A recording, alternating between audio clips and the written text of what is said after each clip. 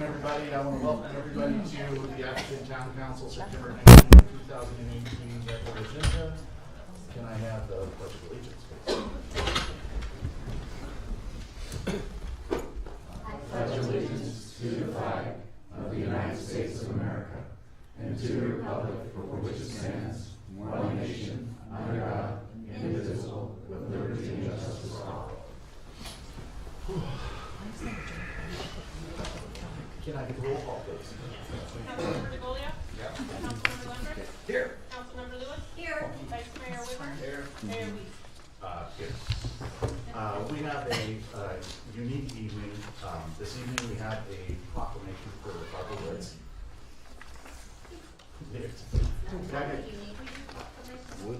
For me, that's called. I think your first one. Second this year. Sorry. They're hard to get. At least this year they're hard to get.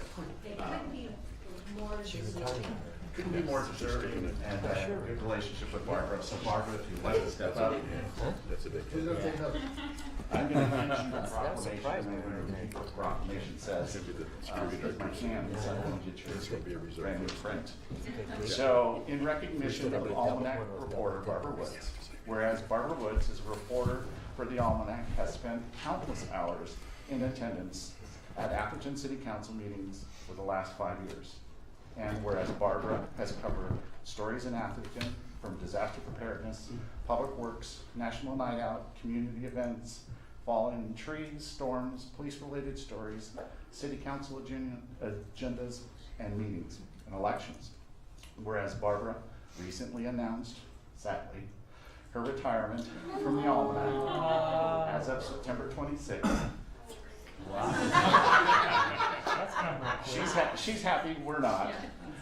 Whereas the town council and staff would like to thank Barbara Woods for covering the town of Atherton so diligently and professionally over the years. I therefore, as mayor of the town of Atherton, and on behalf of the city council, do hereby commend exceptional news coverage provided by Barbara Woods in the town of Atherton and wish her the best in her next chapter. Thank you.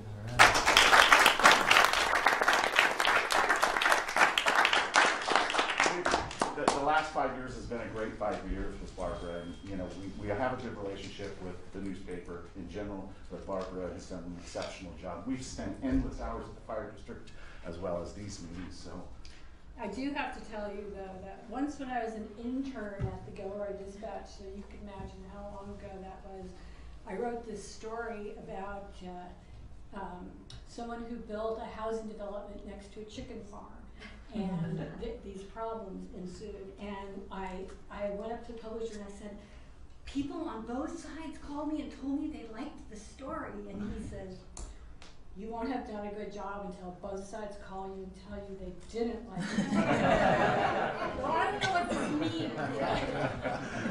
Mayor, could you just go back and get a picture with her? oh, sure. So I can take a picture. Absolutely. And then we'll publish it. Somehow. We have a little, a journalist to do a picture.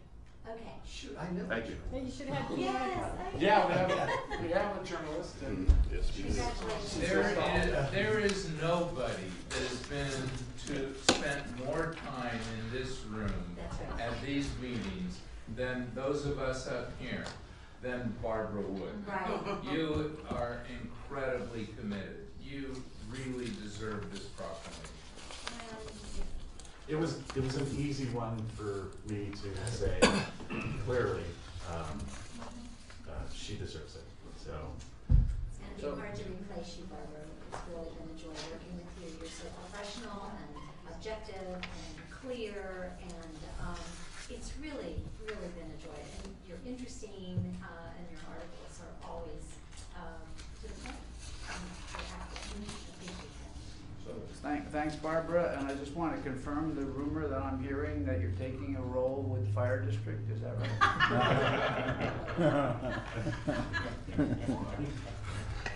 If I could, just to be not the only one who doesn't speak at this, I think the town should recognize how lucky we are to have had a journalist at the caliber of Barbara's doing our work. It really is extraordinary.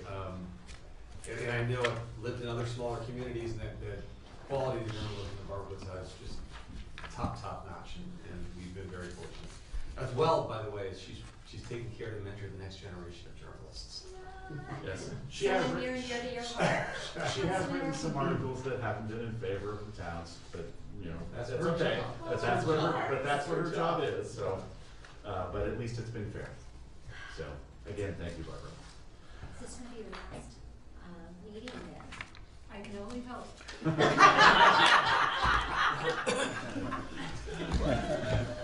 My fondest dream is to never have to go to another night meeting again, but, you know, I may end up having to cover for Right. Right, you and your husband's. Now you can communicate through the blog. Oh. That's good, that's good. Okay. And we'll move on with that. We're gonna have a presentation by African Fire Group, Phil. Come on up. Thank you. I know it's a short window. Just want to give you a few announcements and some updates. We are live, so the hub at Town Hall was activated a couple weeks ago. We're going through hardening the network. Currently, crews have been all over town deploying the infrastructure. First customers live. Starting next week, we're doing about 10 customers a week, working through areas through the hardening of the network, which will take through the end of October. And after then, we'll ramp up with more and more connections as we go. So again, first two areas, about 300 homes that are ready for service. That'll be expanding to over 2,000 in the next about 90 days. Wow. So. Any other How many questions? subscribers do you have so far? We have 170 in the dedicated fiber program and a little over 500 that are looking for the other services. We do currently have 5 service providers that will be offering services on the network. Services will start from a little under $50 up to a few $100s a month, depending on the level and price of service. There's many gigabit offerings that are less than $100 a month, in the $70 to $90 range. Perfect. So, Philip, Yep. is it possible, I hear from a lot of people, and I went out to your website today, and they don't really see where the pricing information really is, and so I think it needs to be a little clearer. You know, people are very interested in the service, but they would like to have a little more specificity in, you know, how it's gonna be structured and what their options are, so as you do your next couple steps of rollout, if we could spend some time, making sure that key information is out there, so that we can just point people, just go to that, fiber. And yes, obviously we have 5 providers and we have pricing. The team is working to update the page, so I will check on the status on that. Okay, great, thanks. For sure. Anybody else? Yes. Mike, or George? Town connections. Yes. As you start to go live, are you working with our IT folks, or can you be working with our IT folks? Yes, we can. Just have them talk to Ryan and we'll get that coordinated. Will do. Anybody else? Thank you, Phil. Great, thanks guys. Thank you very much. Any members of the audience have any public comments on an item that is not on the agenda? Please step up. Hello, my name is Joe Stratton. I wanted to provide an update on the Surf Air situation. It's been quiet lately because Surf and its new partner are flying in and out of Oakland, the flights that used to go in and out of San Carlos. On October 1st, Surf says it intends to resume operations out of San Carlos. And there will likely be a return to the noisy skies because the new partner will not be flying the Bayside Visual Approach. And Surf decided in mid-2017 to offer interstate service. They are certified for intrastate, so they needed a partner. They chose Encompass Air, and it was a convoluted merger arrangement, but part of it was Encompass took over the Surf Pilatus airplanes. So San Mateo County realized that this merger presented an opportunity to challenge the legality of this Surf merger. So they filed a legal challenge. I got it here. I thought I'd leave it for you all if you hadn't printed it out already. But briefly, neither Surf nor Encompass have what's called economic authority, which I guess is a Department of Transportation specific qualification necessary if you're going to fly interstate. I've included a copy of the county challenge, and I know when I read it, I'm convinced. They cite several precedents of airlines that were proposing to do almost exactly what Surf and Encompass were doing, and they were all denied by the Department of Transportation. Unfortunately, Surf had to withdraw it because, as we know, they're no longer partners with Encompass. You probably saw that Encompass says Surf owes it over $3 million.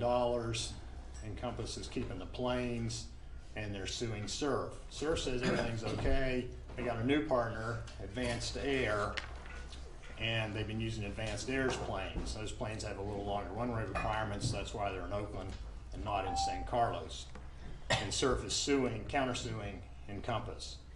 So it seems like a good time to communicate with the county and request that they pursue their legal challenge, if necessary, against this new partner, Advanced Air.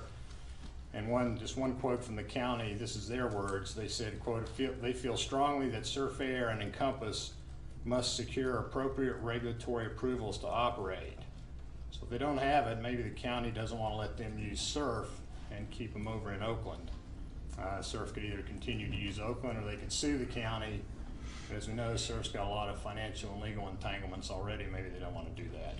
So anyway, there's been a break in the action. There's been no flights since June, and it might be a good opportunity to effect some change. Thank you. Shall I leave these? Thank you. Thank you, Joe. Please. Hi, my name's David Fleck. I'm a resident of Atherton, 37 Holbrook Lane. I'm here to echo what Joe has already very well in much detail covered for Surf Air issues. But before I do that, Mayor Wiest, I wanted to point out that you missed one major thing that Barbara has done for the community, which is to cover tirelessly and endlessly the Surf Air issues. So Barbara, thank you so much for doing that for us. You've not always reported it for our benefit, and I concur that you have done a fair job in reporting, but she's always been there, including on the days that we protested at the airport. So she is going to be sorely missed, and the community definitely is going to miss you on this particular issue. Back to the reason I'm here, again, I'm supporting what Joe said. As a resident, I live directly underneath the flight path of San Carlos Airport, and these flights come directly over my head, or did come directly over my head when they were in operation. We've been fighting this battle for 5 years. There is an opportunity today, right now, to get the County of San Mateo to move on refiling the challenge against Surf and Advanced Air.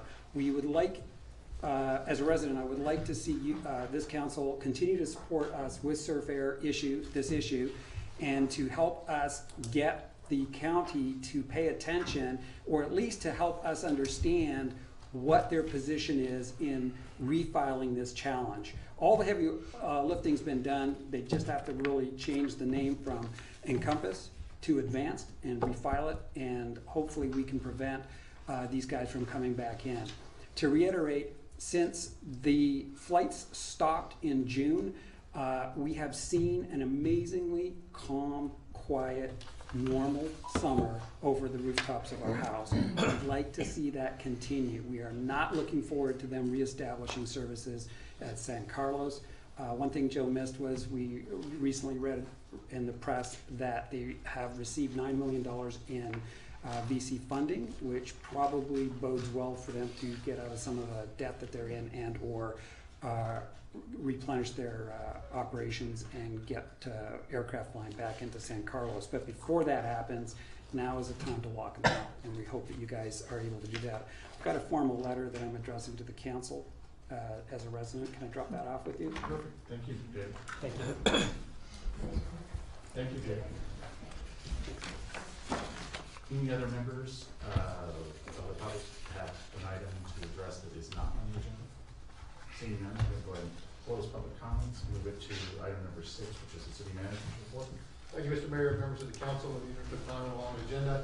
You have the written report before you. Staff here this evening to answer any questions you may have. There were a couple of Q&As prior to, which I answered in the advance email, the agenda email to the council about priority one call response times and the code 3 breakout. So you see those separately within the PD report. And then you also asked for a code enforcement report on food vendor activity in town, and there was a summary of what code enforcement's been doing over the last month for that. That concludes my report. Thank you. Any comments? Please. Question or comment, which is the pedestrian restraint operation in El Camino. I want to just come down to chief, the entire department, and George, you. That I cross that street quite a bit, and it's a dangerous situation. So I think I just want to recommend that we do it again and let you know that I think it helps. Anybody else?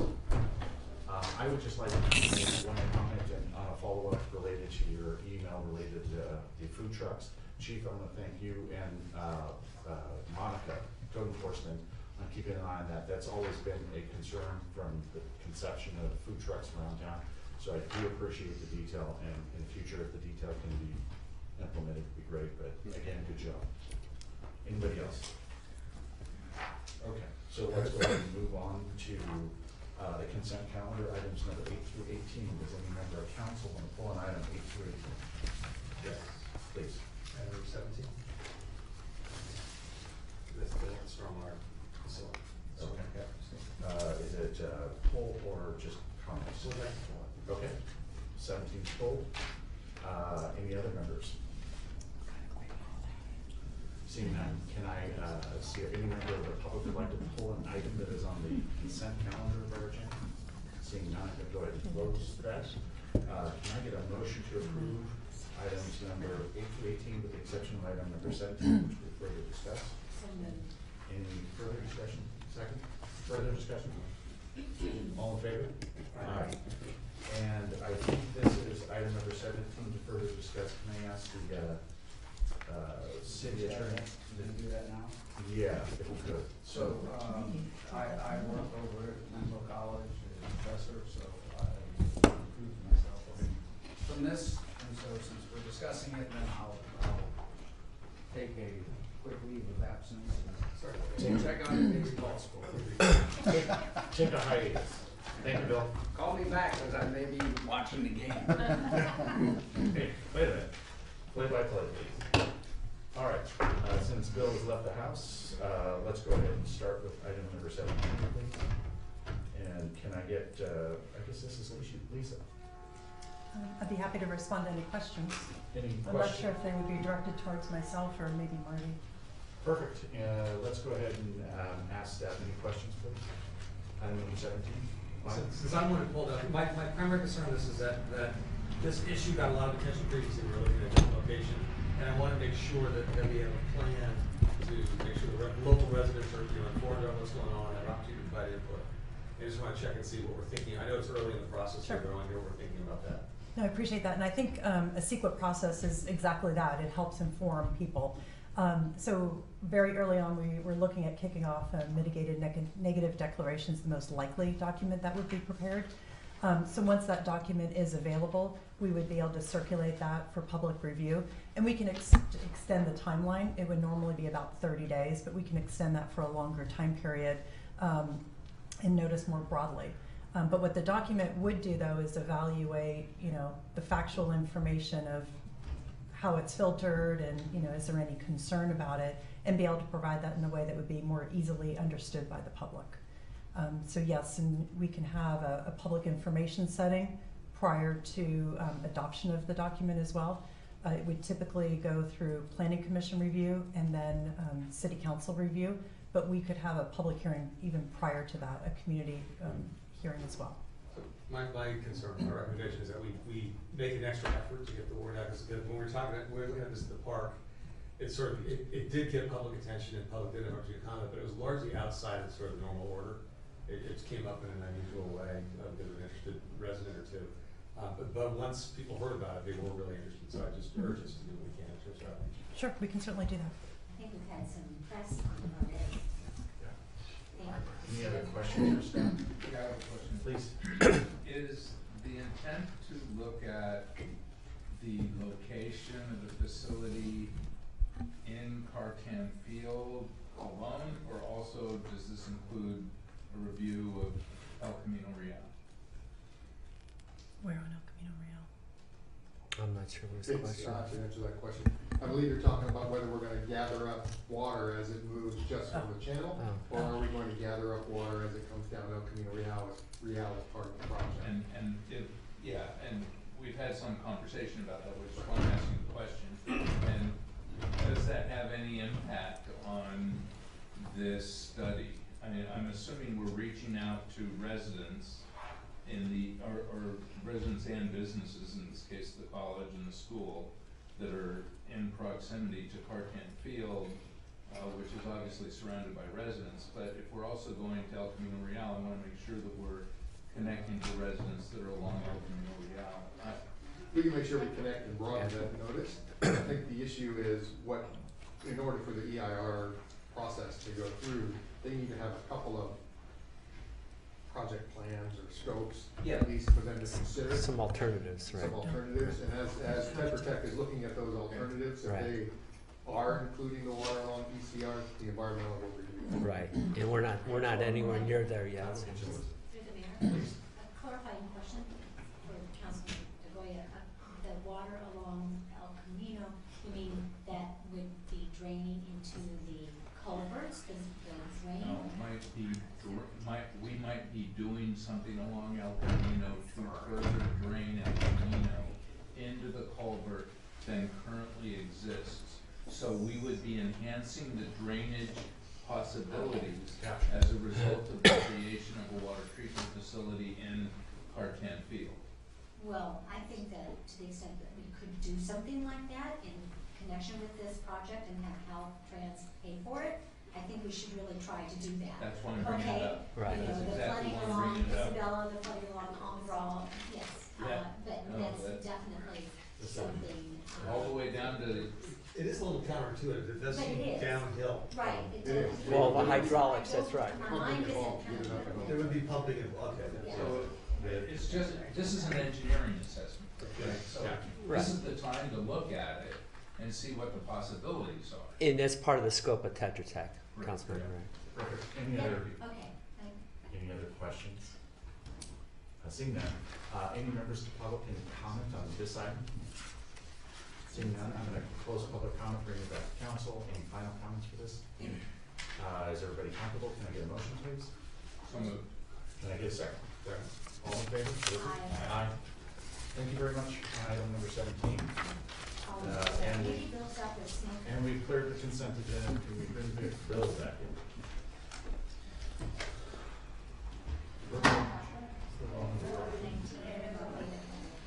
He doesn't want to come back in. Yeah. Perfect. I don't blame them.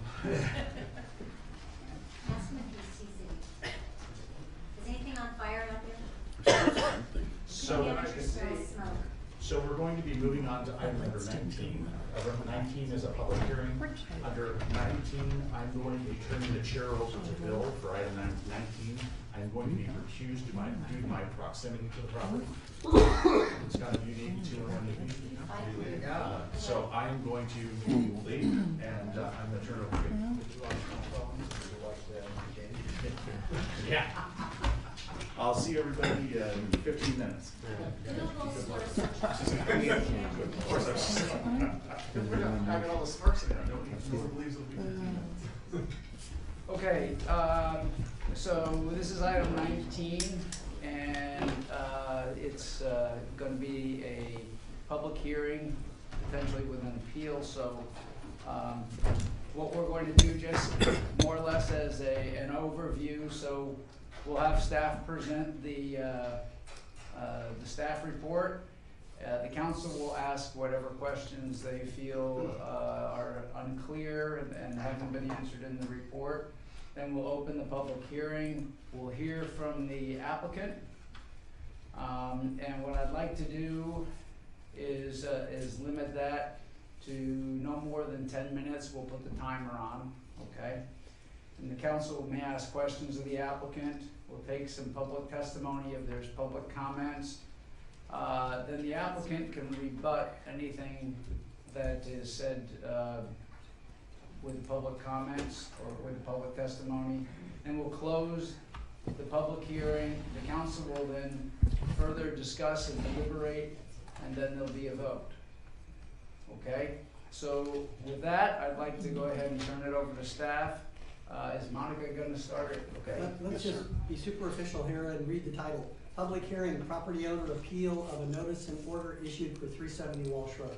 Great, thank you for doing that. I just.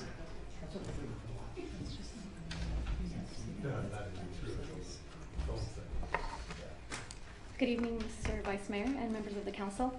I'm here to report on an appeal for 370 Walsh Road. The appeal consists of building code violations, security requirements, and this is all post cleanup and vegetation that was addressed over the course of the last 2 years or so. As presented in the staff report, I explained that there was just a large scale of issues when we first came into the property, and that consisted of debris, trash, overgrowth, dangerous trees that our arborist did assess and did find that needed some additional attention. There were abandoned vehicles and various accumulations of sorts. And so first phase was to address the dangerous trees, since there was any present danger at the time.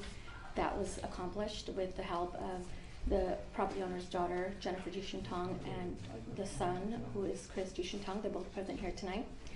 And the next phase, phase two, was comprised of cleanup, removal of the vehicles, any trash, debris, and so on and so forth. And that's been completed. It's been difficult to hear. I'm sorry. Is that better? Just stand up there. Oh, okay. Yeah, thank you. Okay. We just want to make sure everybody can hear. Okay. Of course. Then we moved on to phase three. Phase three again consists of the building code structural issues, and so that's what brings us here tonight. The notice and order was issued and has since been appealed. So we're pending resolution of this appeal, and then we will be able to move forward with the casework. At this time, I'd be happy to answer any questions you may have. Can you state clearly what the notice requires? Yes. I'll refer to my notes. Give me 1 second, please.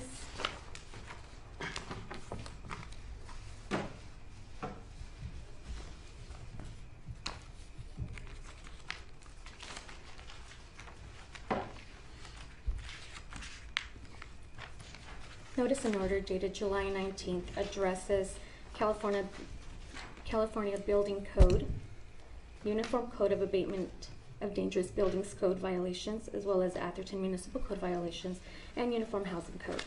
The reason the triggers came into place for the municipal code, they included the structurally unsafe structure that exists there, present fire hazards as reported by Menlo Fire, as well as, which have been cured by the way, and some conditions that prove detrimental because the property is open and accessible at this time. So we were addressing those portions of the issues. Also the security requirements, which are part of the Uniform Code of Abatement of Dangerous Buildings. Building code requirements because there are some permit issues. The building permit that was issued a few years ago, about 1978, has since lapsed and is now expired. And so those issues were brought to light as part of this notice so that we can just hone in on all the structure violations and then get them addressed together at one time. And lastly, the substandard building notation that is in the notice and order was because there was an incident involving our police department officers where they discovered some individuals had been staying there. Through further investigation, it was found that occurred without the property owner's knowledge and authorization. There were some workers that had been brought in, and so again, these are the list of issues here were meant to address all of the remaining issues that were brought to light as part of the casework. Sure. Monica, you said they found some people had been living there. Is the building inhabitable, safe condition at this time? It is not. It has never received a certificate of occupancy. Okay, and so it's been vacant for how long?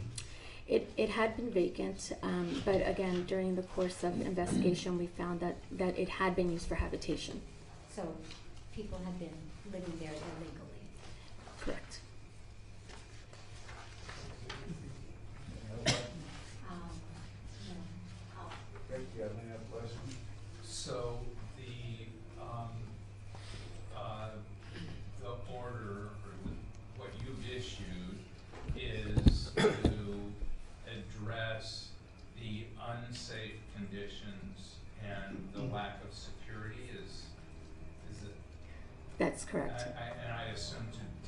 permit or to provide plans that will enable the homeowner to take out a permit, because right now there's no permit. Correct. Yes, the permit process sort of catches everything else, the plans, whether or not a structure would meet code, it all gets funneled down through that single process. Once someone makes an application for a permit, then certain things need to be triggered and complied with in order for that permit to be issued. So. And, Mike, you want to? Yeah, just a question, more about notice to the homeowner. Yes. So, between 1978 and 2014, it didn't appear that there was a series of consistent communications. It does seem like starting in April 2014, there was. Can you just summarize for me, any of you at home, can you summarize for me how much communication there was? And what I'm concerned about is if the homeowner feels that they didn't really know or they didn't have sufficient notice about what was going on. Can you just address that? Yes, the notification and communication prior to February of 2016 had occurred between the late Dr. Tong and the town.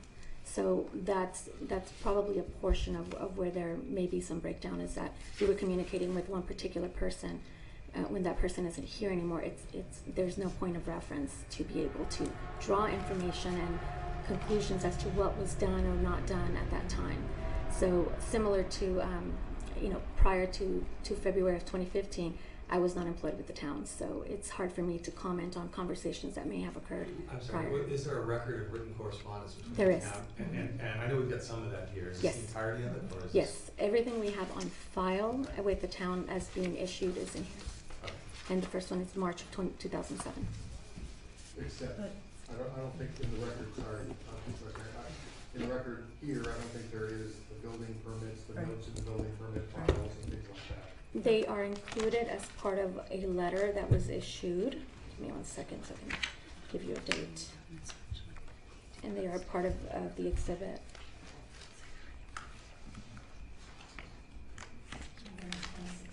Permit notes were included with letter from February 15, 2017.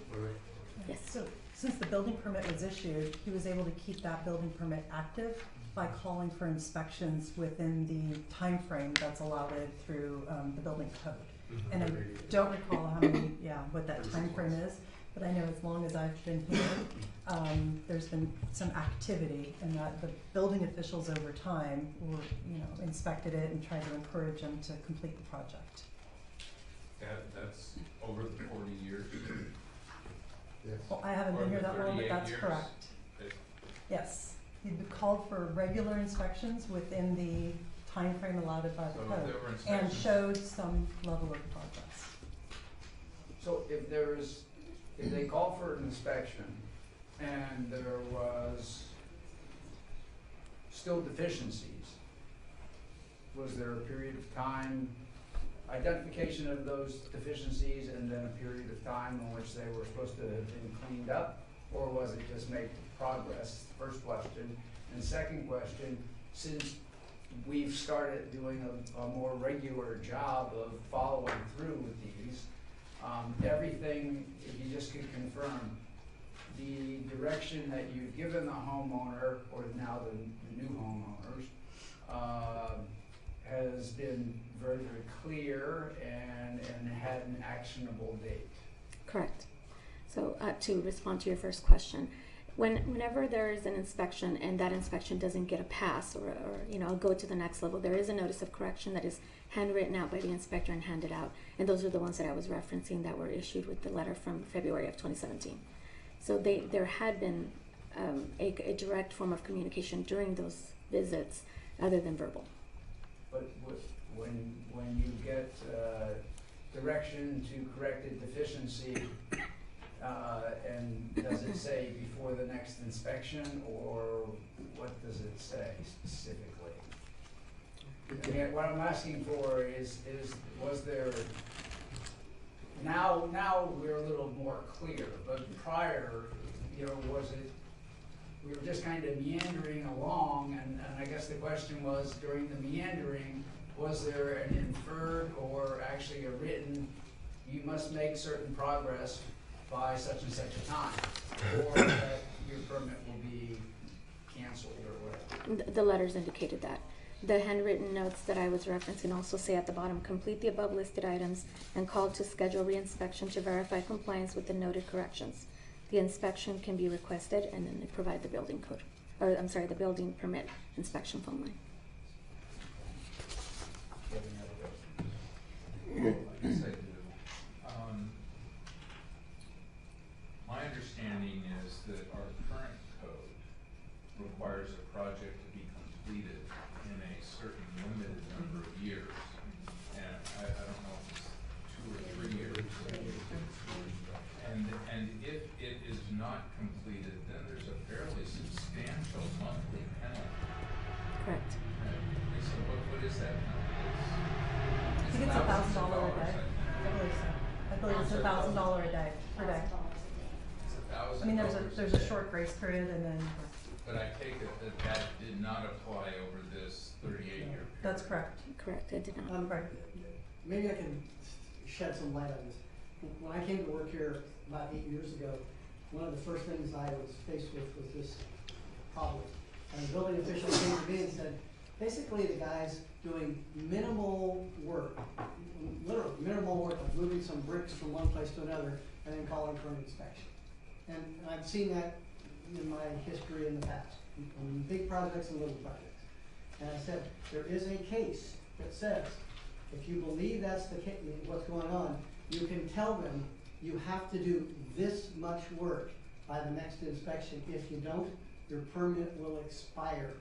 And my understanding is that was done, although I have not been asked any more about it since I haven't seen it. But in talking to the building official, that's my understanding of what led to the permit expiring in 2016. And so I think the timing was unfortunately kind of poor, but at the same time, before that, there was plenty of interaction between the building and the property owner. And it was probably frustrating for both, but in any event, there was a date certain by which to have certain things done, and that did not occur according to the building official. And that's when they said you no longer have a building permit. And once they say that, there's a very limited period of time to appeal that decision, not 2 years later. It's like 45 days. So at this point in time, it's sort of hard to now say, well, in fact, I don't think the city council can even say that building permit is still alive. That would be in contradiction of the Uniform Building Code. So beyond that, I think that it's up to the appellant to explain what other things should be done. Are there any other questions? I just wanted to discuss you. So what are the enforcement mechanisms available here? What's done if we decide to change? Well, Monica, you want to talk about the penalties for Sure. non-compliance to a notice and order? Yes. So whenever there's a notice and order issued, if it's a rather strong notice and it's reserved for more serious situations, they're not just issued on an everyday basis. If that was to lapse and not be followed through, then at that point we can begin to issue citations. And do what? We can begin to issue citations on that notice and order on the requirements listed. Another option, if that still doesn't. I'm sorry, Mike, can you explain a little more? A citation means what exactly? Citation means a $100. The first one would be $100 per violation. Second citation would encompass a $200 penalty per violation. And the third, I'm sorry? Per day. It can be per day. And then the third and subsequent citations would be $500 per violation, up to and including per day. The other thing that's very common is abatement, and that's noticed in Monica's July 21st letter. It talks about 30-day notice and abatement. The abatement is twofold. It can be an administrative penalty. It also can be a lawsuit, where you go to court and either with an abatement warrant or an abatement injunction action, and essentially the court can give an order that certain things have to occur in a certain period of time in order to remove the health and safety violations on the property and make it safer again. You know, things like fencing, the bricks that are teetering, those kinds of things have to be repaired. And then after that, it can get even more serious. The court can allow us to go in and do whatever needs to be done, up to and including demolition of the property, and then lien the property, subject to court orders, of course. And I'm not saying that we're there or we're trying to do that. I think we'd love to work with the applicant, but so far, because the building permit expired, there's very little that we've been able to do.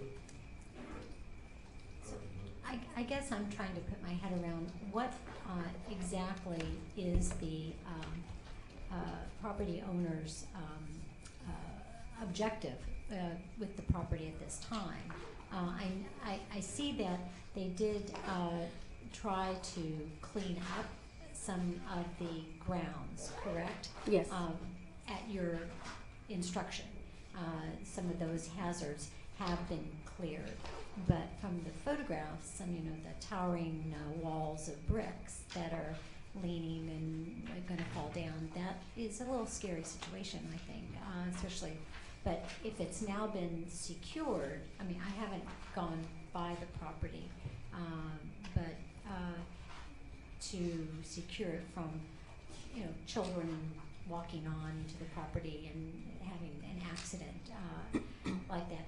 But is it the property owner's goal to ultimately tear it down and rebuild, or just remodel, or where is that? An exact this decision on that has not been communicated to me yet. The options have been laid out as rebuild with permits, plans, etc., or look into demolition. The activity that has been going on fits and starts for decades without substantive success, I think, or of remodeling, and the property still looks in great disrepair and it's uninhabitable, is something that really should not continue, I think. I don't think that anybody wants that in their neighborhood, and obviously I think the neighbors are clearly upset about it, and we've gotten a couple of letters from neighbors, so I can certainly understand their concerns for their safety and fire danger or whatever, especially in the area, the Walsh Road area. So following on what Councilor Lempers, what is the remedy? What is the remedy in doing this? What can we do? Mr. Vice Mayor, I think it's important that you're trying to put the cart in front of the horse. That's not ours to say. It's the owner that appealed. You're just getting a staff report saying what the staff has done to tell the owners what has to be done and where the problem arose. The problem arose back in 2015 when Brett Hale, the building official, told Dr. Tong that if he did not have significant, he told him what had to be done, and if it wasn't done, that, I quote, if meaningful progress cannot be demonstrated, the town will be required to expire your building permit. That is exactly what happened, and more than a year later, by, I think Mr. Green did that.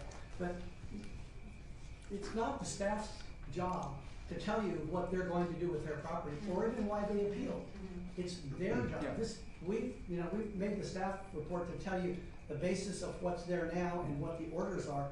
Now it's up to them to explain what they're appealing and why. So why don't we move to that and we can ask questions of the after they make their statements, then we're allowed to ask questions.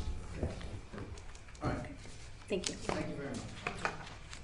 Okay, so please step up, introduce yourselves, and we can set the timer for 10 minutes. Hello, council members. Train going by, train going by, sorry about that.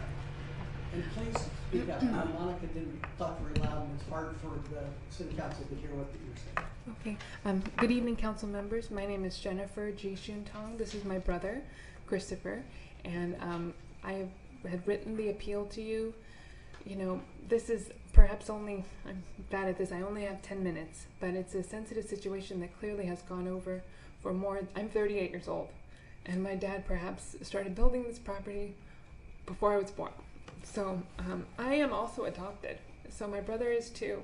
And in terms of how I came upon helping him, I mean, or stepping into the situation, perhaps you saw the beginning pictures. That was what my brother and I had to deal with upon his death, which happened February of 2016.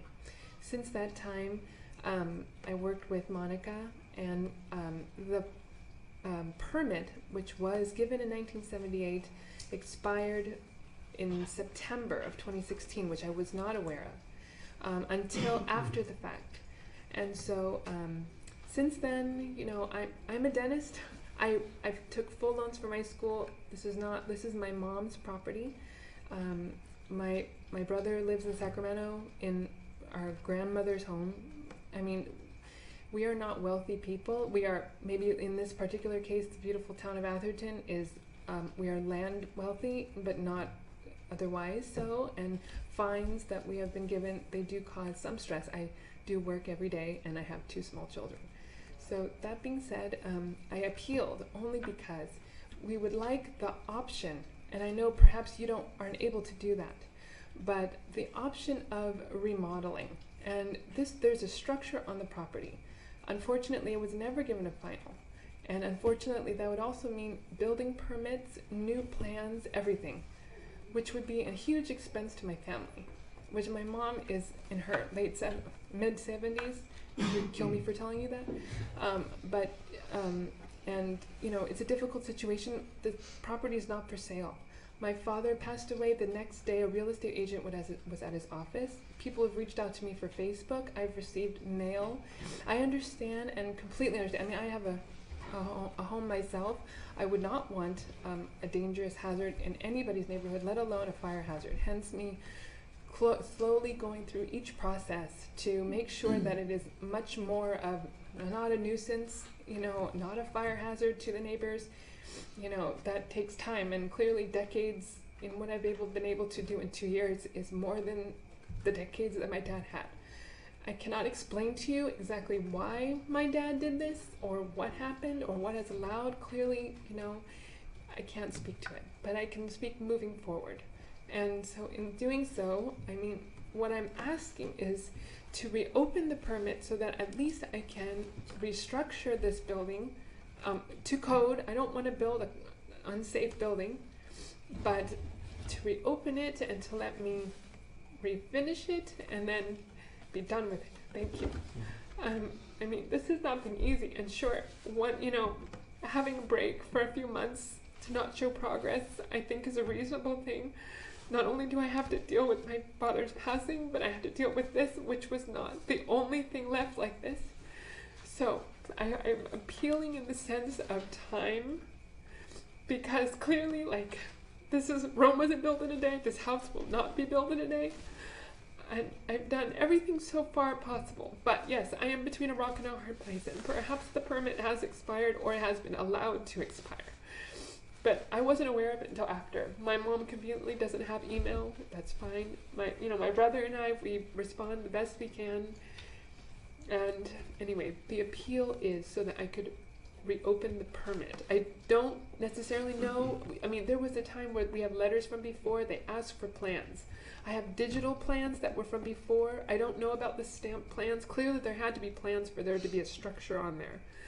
So, you know, I don't know what was lost in digital changes, staff changes. I don't know what was lost, but I had plans, and if I'm not able to use them again, then again, I can meet with an architect. I met with several engineers, architectural and otherwise. Apparently the property is on like rock that you can't get rid of, or it's hard to build on. I mean, I did some research, and I'm just like, well, then if I have to eradicate this property and start from scratch, then again, it would be another huge financial aspect, which perhaps has already been spent by my father. I don't know, but I think it would be reasonable to ask for a remodel. But apparently I've requested that, and then someone told me that the city attorney said no, that we can't reopen that permit. I would have to ask for a new one with new plans and new everything, which where I'm not unhappy to do, but if I have to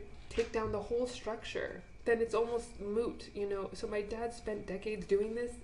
Is that reasonable to ask me to start from scratch? Is that reasonable for anyone? Anyway, that is my appeal. And the bricks to it, you know, I have spoken with a company. They helped me clean the property. I recognize that there are some that are not, you know, they were on pallets delivered that way, I guess, many moons ago, my mom said. And the pallets have, the areas have, the binding has changed over time.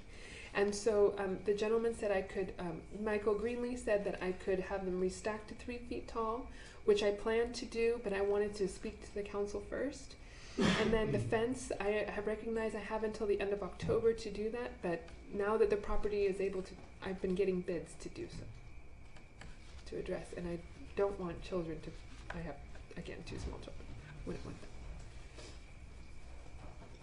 that. Mr. Vice Mayor, just to clarify one point, the city attorney does not make decisions for the building official. He may have used me as a sounding board, but Sure. the decisions about the uniform building code have come from the building official. And he's the, I can't overrule the building official, nor can technically the city council. It's a uniform code that applies statewide. And he's the one that came to me and said the permit has expired. If they want to do something called a remodel or something like that, the problem is the codes have changed drastically since 1978. You can no longer use the 1978 building code. If you use the 2015, 16, whatever the latest 16 building code, it will change structurally what is allowed to be built on that property. And that's not for us to decide, it's for an architect, engineer, of the owners to do. And this isn't a vindictiveness or a spite thing or anything else. It just is the prior building official was the one that expired the permit. It expired as a matter of law, and once it's expired, it's kind of like a bell. You can't unring it. And it's a real problem. You have to go back through the process, and that's just what the codes, which were designed for public safety, that's what they require, not what we require. So I suppose, I mean, I've looked into, I know that the abatement, there's so significant, you speak of significant fines that could be daily. And I mean, I looked into several companies who have offered for demolition of the property. And so that's not, I just would prefer that not to be, you know, fined or liened or otherwise. You know, if, however, if the permit cannot be reopened, then I do believe that, you know, putting a structure on the property might, you know, I don't know if we'd be able to do it. But, I mean, of course, like I mentioned, as a family, we would like to do it, but if that's not a possibility, we're prepared to do other avenues to eradicate the structure and leave it clean and be without problems to the neighbors, and we're prepared to do that. But, you know, I'm not familiar with your laws and what's needed, but anyway, I mean, or what's possible. But like you said, if it expired, but this is a different case, so perhaps if there was an exception that could be made or something that could be worked with, we would appreciate it. Okay. Okay. So that's 10 minutes up. Okay, so for your statement. My statement. Which you want to make a closing discussion? You're going to get a chance to come back up. And the next phase is council members asking questions if they would Okay. want. So, do you have anything else you'd like to add? Oh, no. Okay. I mean, I don't know what's possible. I'm trying to do the best thing I can for the family, and I mean, any little help you can give me is appreciated, because I really don't. I mean, I can do all the research that I can, you know, and I can do all my homework, but in the end, if there's no building permit, then I can't build anything, so, and I'll be in violation that way too, so, anyway. Questions by council for the applicant? I'm just curious, did your father live on the property when he was doing this? Has Has it ever been occupied? It's I never don't been think so. occupied. Not officially It's never been occupied. Right. No. I did want to mention, I feel like a little bit, and I'm not saying that Monica misspoke or anything, but I felt like it was a little bit of a misrepresentation to say that people were living there illegally. Sorry, yeah. No. So we had contracted some people to help us clean out the building per the request of the city. And so some people, they were helping us, cart, and we're talking about decades worth of materials as our father unfortunately left on the site. And so from what we understand, the people were there after hours, and look, under no instruction of us to say, hey, you can stay there or anything, but I'm just putting out there that perhaps that night when they were cleaning out stuff, they said, hey, if we're going to clean it out, we're still taking stuff away. Perhaps they were there much later than the city allows, but it wasn't. I feel like it's a misrepresentation to say they were living there as if they were there for days or even weeks or even hours. It really was, they were there after the time of when they were allowed to work, which we were also not aware of. Actually tonight we were going to ask you that question as well, like what are the legal times for us to have a working crew there? Because we are dealing with decades of material. And 5 p.m. Yeah, okay. They were after. Yeah, so, and that's all I want to say, like. Monday through Friday, 8 Okay. to 5. Yeah, no, Well, Monica shared that. We do. Right. We do know that. But I felt the need to make that clarification, because to say they were living there, I feel has a different connotation than say. The question was whether your dad lived No. there. Oh, so my father passed away there. Right. Actually, February of 2016. Yeah. A heart attack there, and so then the police were called, and and everything, and that happened then.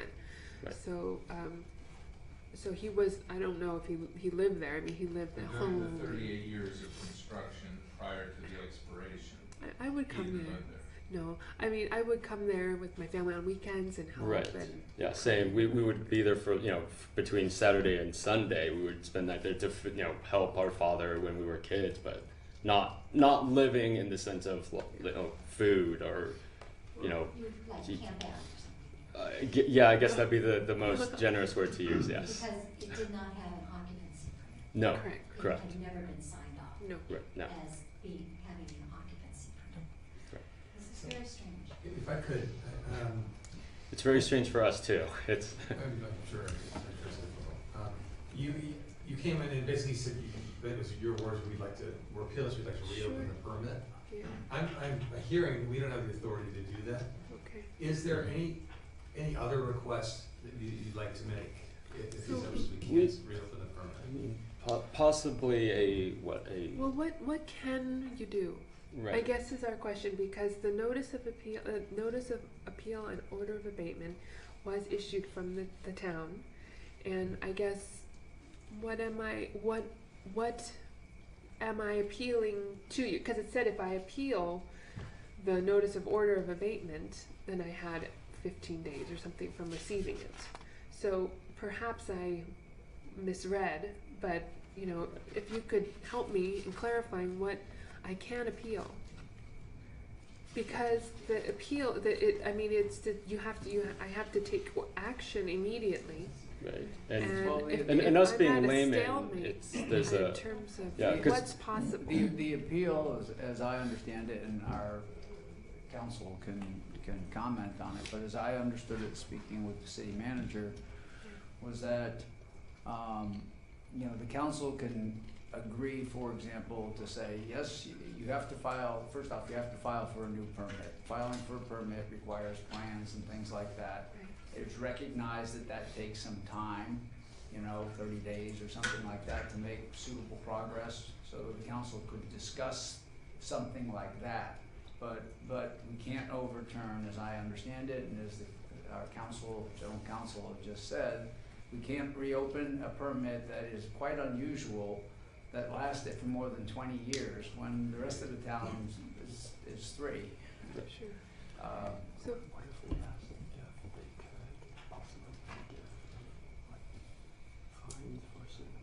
until So we get the demolition done. let me so Before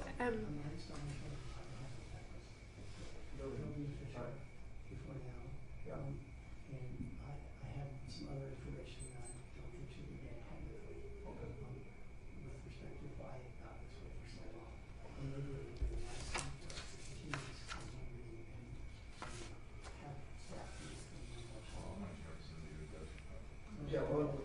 No, I mean, Before we make a decision, it's up to you, you can certainly. That's a good, you were gonna say something? Oh, no, I mean, so, no, well, if you can, if you'd like. Okay. So we're laymen at this. We don't necessarily understand all the language involved. But so if we understand this correctly, the permit, which expired in September, the same year that our father died in February, if we can't get that permit reinstated, which is understandable, and it sounds like it's necessarily like out of your hands also, is there a possibility that given the amount of progress that we've made over the last 2 years to try to clean this property up, to try to make it as safe as possible, trying to secure it. I mean, so there was a portion of time where when we found out that those people were there and that there was apparently some type of robbery going on, some people were stealing stuff, we tried to ask the city, hey, well then can we put up a security fence? And unfortunately, because of the permit, I know he said yeah, but he initially was no, and then they said yes. So we were like, okay, let's try to work within the confines of what we can do. So I guess my question is there a possibility with how much we have done, is there a way for the city to possibly give us, and I realize that this has to have a sunset date, but a way for the city to say, hey, you know, we recognize that you have done so much work. There are a lot of things right now, such as the bricks, that can be actionably fined against us. Is there a way for the city at least to give us a little bit of a reprieve from that to say, and we can, you know, as my sister mentioned, we are talking with people, already have bids coming in to get a lot of this done. But it seems like every little fine is also quite a bit of money, and that takes away from our ability to do ultimately what you guys want. So if there's also any way to... Why don't we continue on with the process that we've got and we've laid out. Mm-hmm. So any other council members have a question. For sure. And then we need to hear from the public on this. Then you will have an opportunity to provide some closing discussions, and then the council will discuss what they think are the options, okay? Okay. So, Rick? Yeah, so you said what you want to do is remodel. Yes. And you want to remodel it for what purpose? To live in it. You want to live in it? The two Yes. of you? Oh, I'm Or would, not sure. We didn't know if we could get there. Yeah, we. I mean, well, you know, our if we did, our mother would probably live there, most Yes. likely. Yeah. Yeah. But to inhabit it. I just want to add to that, what I've heard from building officials, that to remodel it would almost essentially have to tear it apart, because the new codes, structural codes, would have to be all brought up to these new codes, you know, the codes of 1978 that it was built for. And so it's like, you mean, you're talking about a huge remodel. Which would be structural and everything. So it would probably be best to scrape it. Another question? No. Mike, do you have any other questions?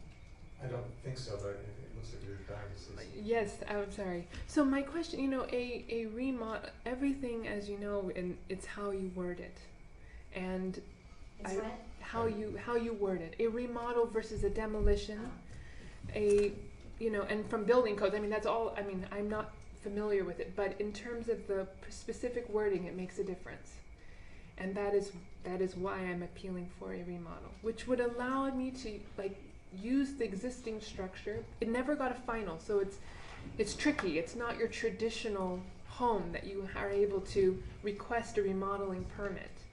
Here they're requesting brand new plans and brand new structure, brand new everything, versus a remodel where you can actually use perhaps the foundation, perhaps certain things, perhaps, you know, many remodels occur around the areas in many places.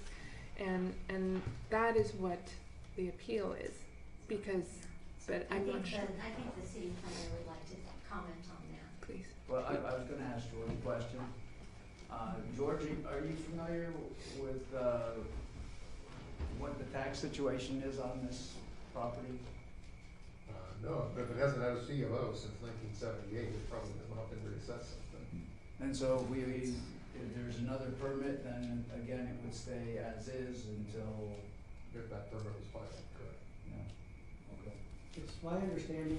They'll do a progress. It's Wait, too bad just sorry, but just, that sounds important. So, as long as a property is under construction, or even if a permit has expired, They'll do a there's reassessment. Building, no the county comes in reassessment. and does assessment of what permits have been pulled and what the value of that permit is. Yeah, so the county Yeah. receives copies of all building permits, Right. and then they'll do progress inspections, and they can do assessments based on progress. Right. But this has obviously been assessed, you know, on a much lower value. So if a new permit was pulled out, the county would probably do a reassessment. It's unfortunate that the building official's not here. Yeah. Because what he has said to me is he feels like the codes have changed drastically since this was first permitted. And I just looked it up, you have to get a new permit once the old permit expires, period. The problem, as he put it to me, was it's his belief that it would be almost, if not impossible, to bring this building in its current status, the way it is constructed, up the current codes. And that's not to say that a really good architect and engineer might not be able to do it. The problem is it's not his job to do it, and he just feels like, from what he's saying, it may not be possible. But we certainly would be open. The problem is it requires a new permit, and his feeling is it will be difficult to save what's there as part of any new house. And I wish it was different, and I wish he were here, but that's, I think, Lisa shake her head, I think that's what we've all heard from Mr. Greenlee up to this point. So why don't we, at this point in time, take some public testimony, okay? Because we've kind of meandered through. So does anybody, member of the public, wish to make a comment? And I'd like your comments to be 3 minutes. 3 minutes, okay. My name is Bill Carlomagno. My wife and I live at 372 Walsh, neighboring this property. And there's no doubt in my mind that the property, the structure needs to be remodeled or raised and rebuilt. There's absolutely no question about that. In its current condition, you know, people can just go up there and live. There's access, I think, at every location on the building. So, you know, that's a real issue for us. You know, the people that were doing some work on the property, you know, they were living there for days, no question. You know, I think when the police came out at one point, I saw several cars leave that property, more than a few people. So it's a dangerous situation for neighbors. That's not reasonable. As far, you know, it's great. They started doing some work a couple of years ago. They dropped all the trees. They cut down probably 50 trees. Much of the stuff was left on the property. And you know, we complained for a couple of years about that. And it wasn't until recently that we got some action. And the subcontractor they hired did a good job. We cleaned everything up, looks great. But, you know, they destroyed the property line fence. There is no screening, that's gone. So that needs to be replaced, and it sounds like it's going to be, at least the fence. I think the town issued a permit to have the trees removed. I think part of the permitting process was that they would replant some trees. So we would ask that that be done. Because the process as to whether they're going to be able to remodel, whether they're going to have to raise and rebuild, is going to be a long one. So we would like the fence up, we would like the screening put in place, and at a minimum, they've got to secure the property or secure the building so people can't live in it. You know, there's been some discussion about the bricks. I saw the bricks. The bricks are, it's not a non-issue as far as I'm concerned. It's more of the open structure. Thanks. there any other public comments with regards to this item? Okay, seeing none, we'll close public comments, and we can now have the appellant still come back up and give us some closing rebuttal arguments before the council then closes the public hearing and has this discussions. This will be 3 minutes. I think recently, I think Bill had given, maybe it was like a month ago or so, had given his information to share the cost of a fence.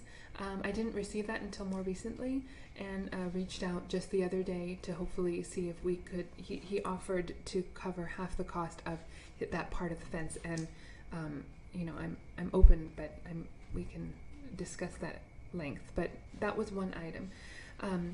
I'm sorry about the people who they were not, again, if I could clarify from my understanding, not living there, but if that's how he felt they were, then I'm sorry it caused a problem. But I guess my last thing then would be to ask then if I've reached out to Mr. Greenlee. I went specifically to his office to ask him about the remodel, and so I wasn't quite sure who he was speaking to, because he didn't feel like he had the authority to do so, and perhaps that was my misinterpretation. But if it sounded as if he does have that ability, is that true, or no? Am I? Who has the authority to help us? What is permitted under the uniform codes? He can't tell you, he can't draw a plan for you or change the plan. He can, what he told me is what's there now is not permitted under the current codes. Correct. That's all he can tell you. He can't do anything more than that, because that would be creating a new plan for you to follow. So in a new permit, is it considered a new construction permit versus a remodel permit? I guess is my question. They're both Are they one and the same? Well, you can't remodel something that hasn't been final. Yeah, it hasn't been final. So You don't have, I think you don't have anything technically to remodel. it's a new house, technically. Yeah. I think technically you would have to, essentially, in a perfect world, back in 2016, you could have come in and finished the house, even though it wouldn't meet today's codes. Then you could remodel it in a ways that might do that. The problem is, once that permit expires, boom, a curtain falls, and any changes to the house have to now comply with the 2016 code. And it's got seismic requirements, it's got green building requirements, there's lots of things in there that aren't in this building. And that's the problem. Mr. Greenlee can't change that for you. Of course not, no. And that's where, look, staff is frustrated too, because we would love to just turn the clock back, but that's not how the law works. No.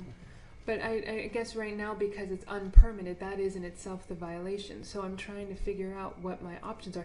And I guess the options are, you're telling me that if I came to the town and presented new plans, then that would be permitted.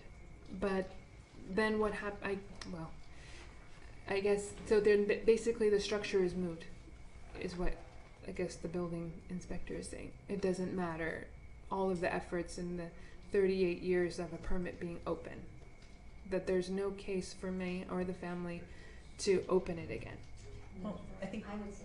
yeah, I mean, it's difficult for the building official to make that determination without kind of deconstructing portions of the building. So the best one to assist you with that would be probably an architect and an engineer to go look at the house and kind of deconstruct portions of it to understand, you know, what was the construction method used at that time.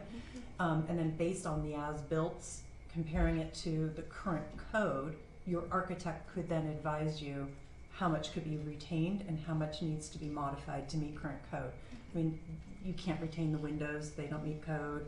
I'm going to say the foundation probably doesn't meet code, but there may be segments, you know. There may not be enough roof structure bracing. There's a lot of elements to it. Well, what you're saying, I mean, I completely understand, and I wanted to come here today so that you could understand the struggle that we've been going through, and you know, we can recognize, you know, just the efforts that it's for my dad, really. But we understand. We understand, and we understand you're in a bad position and you've gotten here not of your choosing. Okay. All right, so we'll close this part and we'll bring it back to council for discussion. And Bill?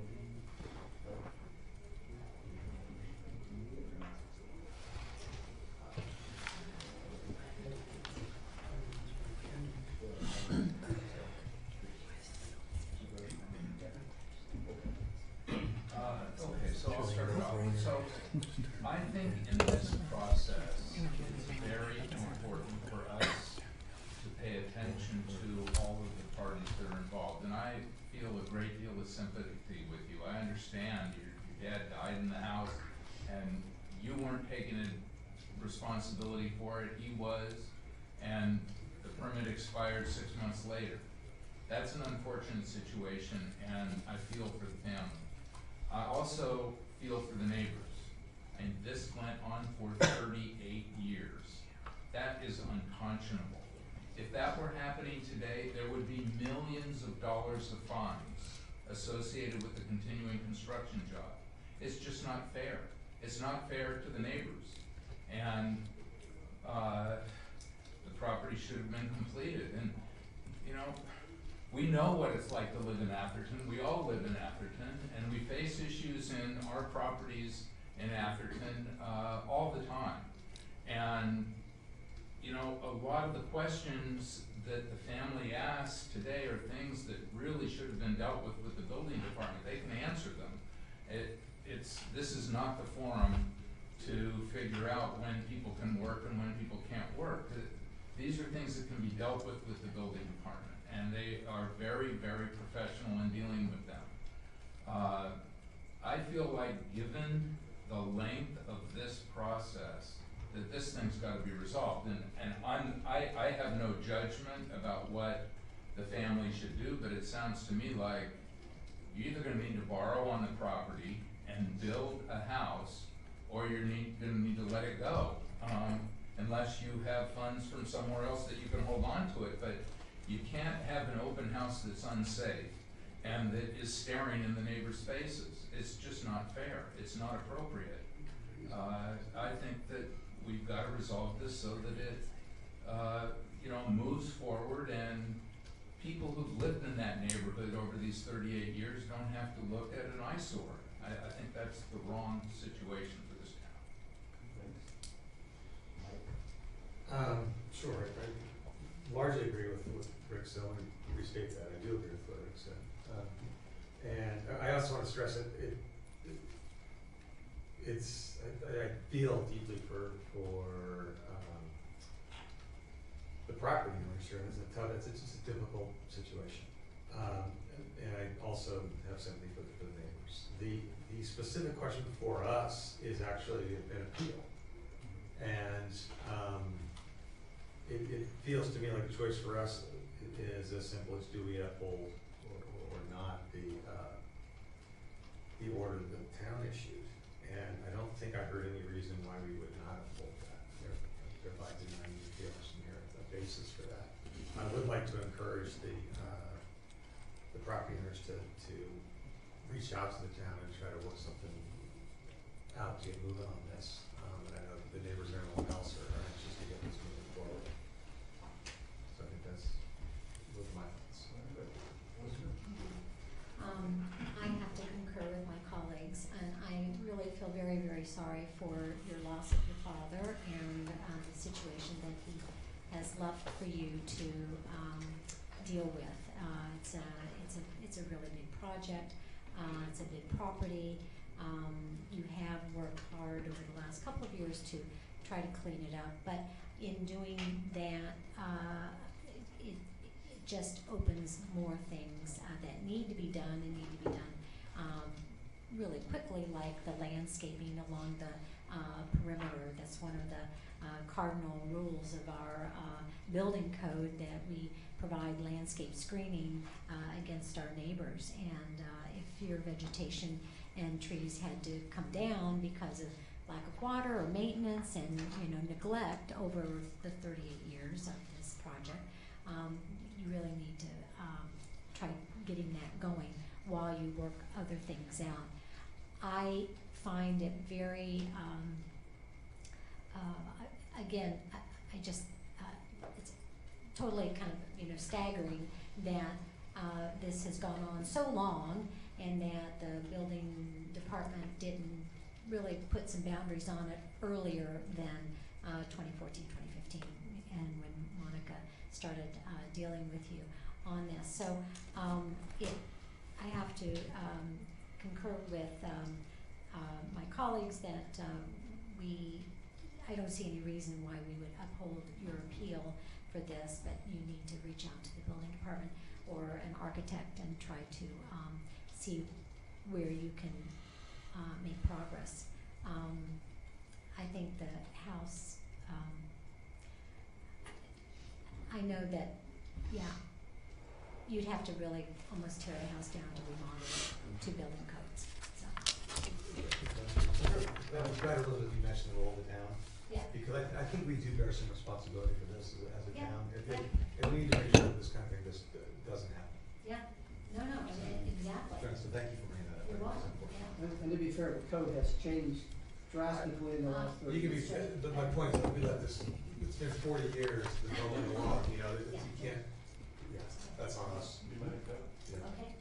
So, so my feeling is, on this last item, about 7 or 8 years ago, we had an issue with a permit that had expired on another property, and at that time, we looked at all the open permits, and I can't recall that this one ever came up, so obviously it was lost somewhere. So I think that the issue is it has gone on too long. Secondly, I appreciate the fact that you say, well, I'd like to remodel it, but as you heard from staff, you can't remodel something where we never got a certificate of occupancy, so it never really was ever done. And I think that there have been a lot of issues. I think that you need to make a decision working with staff really within the next 30 days. You either can bring in plans with, this is what you're gonna go do and take out a new permit, or you can notify staff what you're planning on doing. That's my thought. I think it needs to be resolved quickly. So I appreciate the work that you've done, and I appreciate the situation that you have found yourself in, which was not necessarily of your doing, not of your doing, period. But I do think that it has gone on too long, and we need to, I agree with my colleagues here that we need to go with staff's recommendation and just deny the appeal. You need to take a vote? I'll make a motion to deny the appeal of the notice and order issued for 370 Wilshire. Do we have a second? Yeah, I'll second. Okay, all in favor? Aye. Okay, thank you. Okay, somebody can tell. I'm gonna go down there. Look at Carrie. Maybe we want to keep going, okay. We'll go with, as the mayor is making his way back in, why don't we go to item 20. Thank you, Mr. Mayor, members of the Vice Mayor, members of the public, and the mayor's making his way back in. Item number 20 is a public hearing for the ordinance number 12-24, an ordinance to town of Atherton alcohol park. In particular, this is updates with the current law and make it consistent with all the other laws that the town has with respect to alcohol, public use of alcohol, noise, things like that. So it just takes all those things and makes sure that the park ordinance is consistent with those. There is one suggested change that came up during some one-on-one conversations, and that's in the animals section of the ordinance. We do have facility use agreements to animal trainers in the park. They do provide off-leash opportunities for those pets while we train them. So we want to make sure that that particular section of the ordinance addresses that by adding animals may only be off-leash as part of a town-permitted facility rental agreement. And the council may have some discussion around that related to off-leash in the park. Anyway, but that concludes the staff report. I have a question. Any questions? You gotta get primed a I- little bit. Okay, we're gonna lead you on. Thank you. Okay. Whatever you guys have I'm just to gonna do. kind of guide you. Thank you, I was. You gotta wake up. Got a little cold out Here there. you and go. blah, blah. So, I noticed that about the, the alcohol, you need a permit to bring alcohol. And so I just wanna make it clear that, like at the, concerts in the park or something, we could still bring a bottle of wine, a glass of wine with our picnic. Is that correct or no? That is correct. All of our concerts in the park, our movie in the park, all of those things are done via a special event permit that the town obtains for itself. And we have some insurance that we provide for each of those events that covers alcohol use. Okay, but if we have like a couples, and we want to, have a picnic in the park, on a Saturday evening, just, the four of us or something, we can't bring a bottle of wine. That is correct. Not an open bottle. Can we open it there? Well, if they get it. Only for there. If they get a permit, For a if special they event. get that a permit for, Only if for they're having invited. 13 or more people or whatever, they Yeah, but I have a just want permit, four, they'll make just a it. couple of couples. Well, that's, well, you can suggest a change. I don't know what happened. I know that was a question somewhere. Okay, we She can wants move to on. drink wine out of water. We all want to drink. Without a paper bag. Without a paper bag. Okay, we have a personal invitation. Okay. You go to the backyard of the chief's house. Open bar. All right, okay, so, Any other clarifying questions? I know Elizabeth's was a good one. Anybody else? I actually, I want to discuss, We are going to be opening the public hearing at this point, and then at this point, do we have a presentation at all? Seeing no presentation, I don't like that. I like it so you just, yeah. Or you, boy, you streamlined it. I'm always the last one to know. Okay. Who's faster? You want to go back outside? Do we have any members of the public that would like to talk about this item or say a comment related to this item?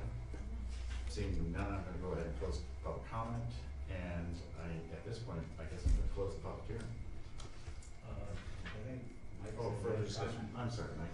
That's all right. I'm just following directions here. I know. I'm a little scattered. So, my comment relates to the dogs and specifically the dog leash. I know that we've at times talked about having an off-leash area for the dogs, and that's the Park and Rec has looked at periodically. In the past, I said I think that would be a good idea to at least figure out some way to try it, and I don't think there might be ways to do that without any cost to the town by doing certain limited hours or something like that.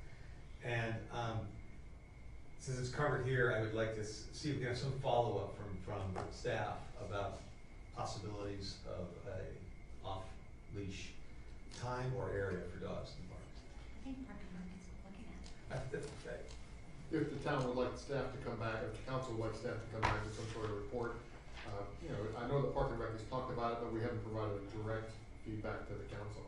My understanding is on a several-year plan now with Park and Rec, and when this came up a year or so ago, I made this, and that was financial, and I made the suggestion that there might be ways to do it without cost, by doing it again, maybe 7 to 9 in the morning in a certain area, something like that.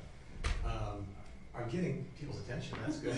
They're like, So I don't know if there's been any fault. I believe you're talking about a off-leash area, not a dog park, per se, not a fenced-in dog park area. That's That's correct. where the money's talked about in terms of cost to provide that. And I think Park and Rec has talked a little bit around that dog park issue, and the council then moved that in terms of priority for the park master plan out several years, so it's kind of even off the radar. But an off-leash area under certain hours isn't something that I brought up to the council. Rick, She can't help it. So Mike, the summary from the Park and Rec is that the Park and Rec master plan includes an off-leash dog area. In fact, it includes 2 off-leash dog areas, one for large and one for small dogs. And that was looked at by the council and pushed out kind of to the end of the 5-year period. The issue has come before Park and Rec at least twice in the last 4 years, and is looming to come back again. And each time it's come before Park and Rec, they decided they didn't want to recommend to the council to have an off-leash dog area. And part of that included some discussion, which I think actually there was more openness to, but it never was supported, to like have a, 2-hour period, maybe in the morning, 1 day a week. It has not been supported each time it's come before Park and Rec. But it looks like there's people in the audience who might have. Come on up, Sal. Thank you, I'm Sally. So in the last Park and Rec meeting, we did reopen the dog park item, and they advised Christine to do some more research and get us cost figures for an enclosed dog off-leash area. However, I'm sure Christine could do some research on areas that could just be for certain hours for dogs to do, included in her report back to Park and Rec at the next meeting. So it's reopened again, and we are discussing the dog area because it is part of the master plan, and we are getting to the end of the years for that to be done. So the question for the council then is, if it doesn't again get recommended by Park and Rec for it to consider, is it something the council wants to discuss separately? I would like to. But I'm not interested. I think an open area would keep other people with their dogs on a leash or just walking in that area. It would preclude them from coming to the park potentially at that time, or with kids. So I think it could be, as was discussed, I think it could be problematic. I think right now, this is okay, and you can always change it. We could, and I think the basis of my question is it something you want to come to the council or not? Not really the merits of a conversation around it. So I'd rather Park and Rec come up with a solution. Got a beer to go with that? So, I got 3 no's coming back to Park and You Rec. have 3 no's? Did you? We were talking about a short meeting going on our drink after. Do you have 3 no's? Did you need a vote on this? No, I need to vote on the ordinance.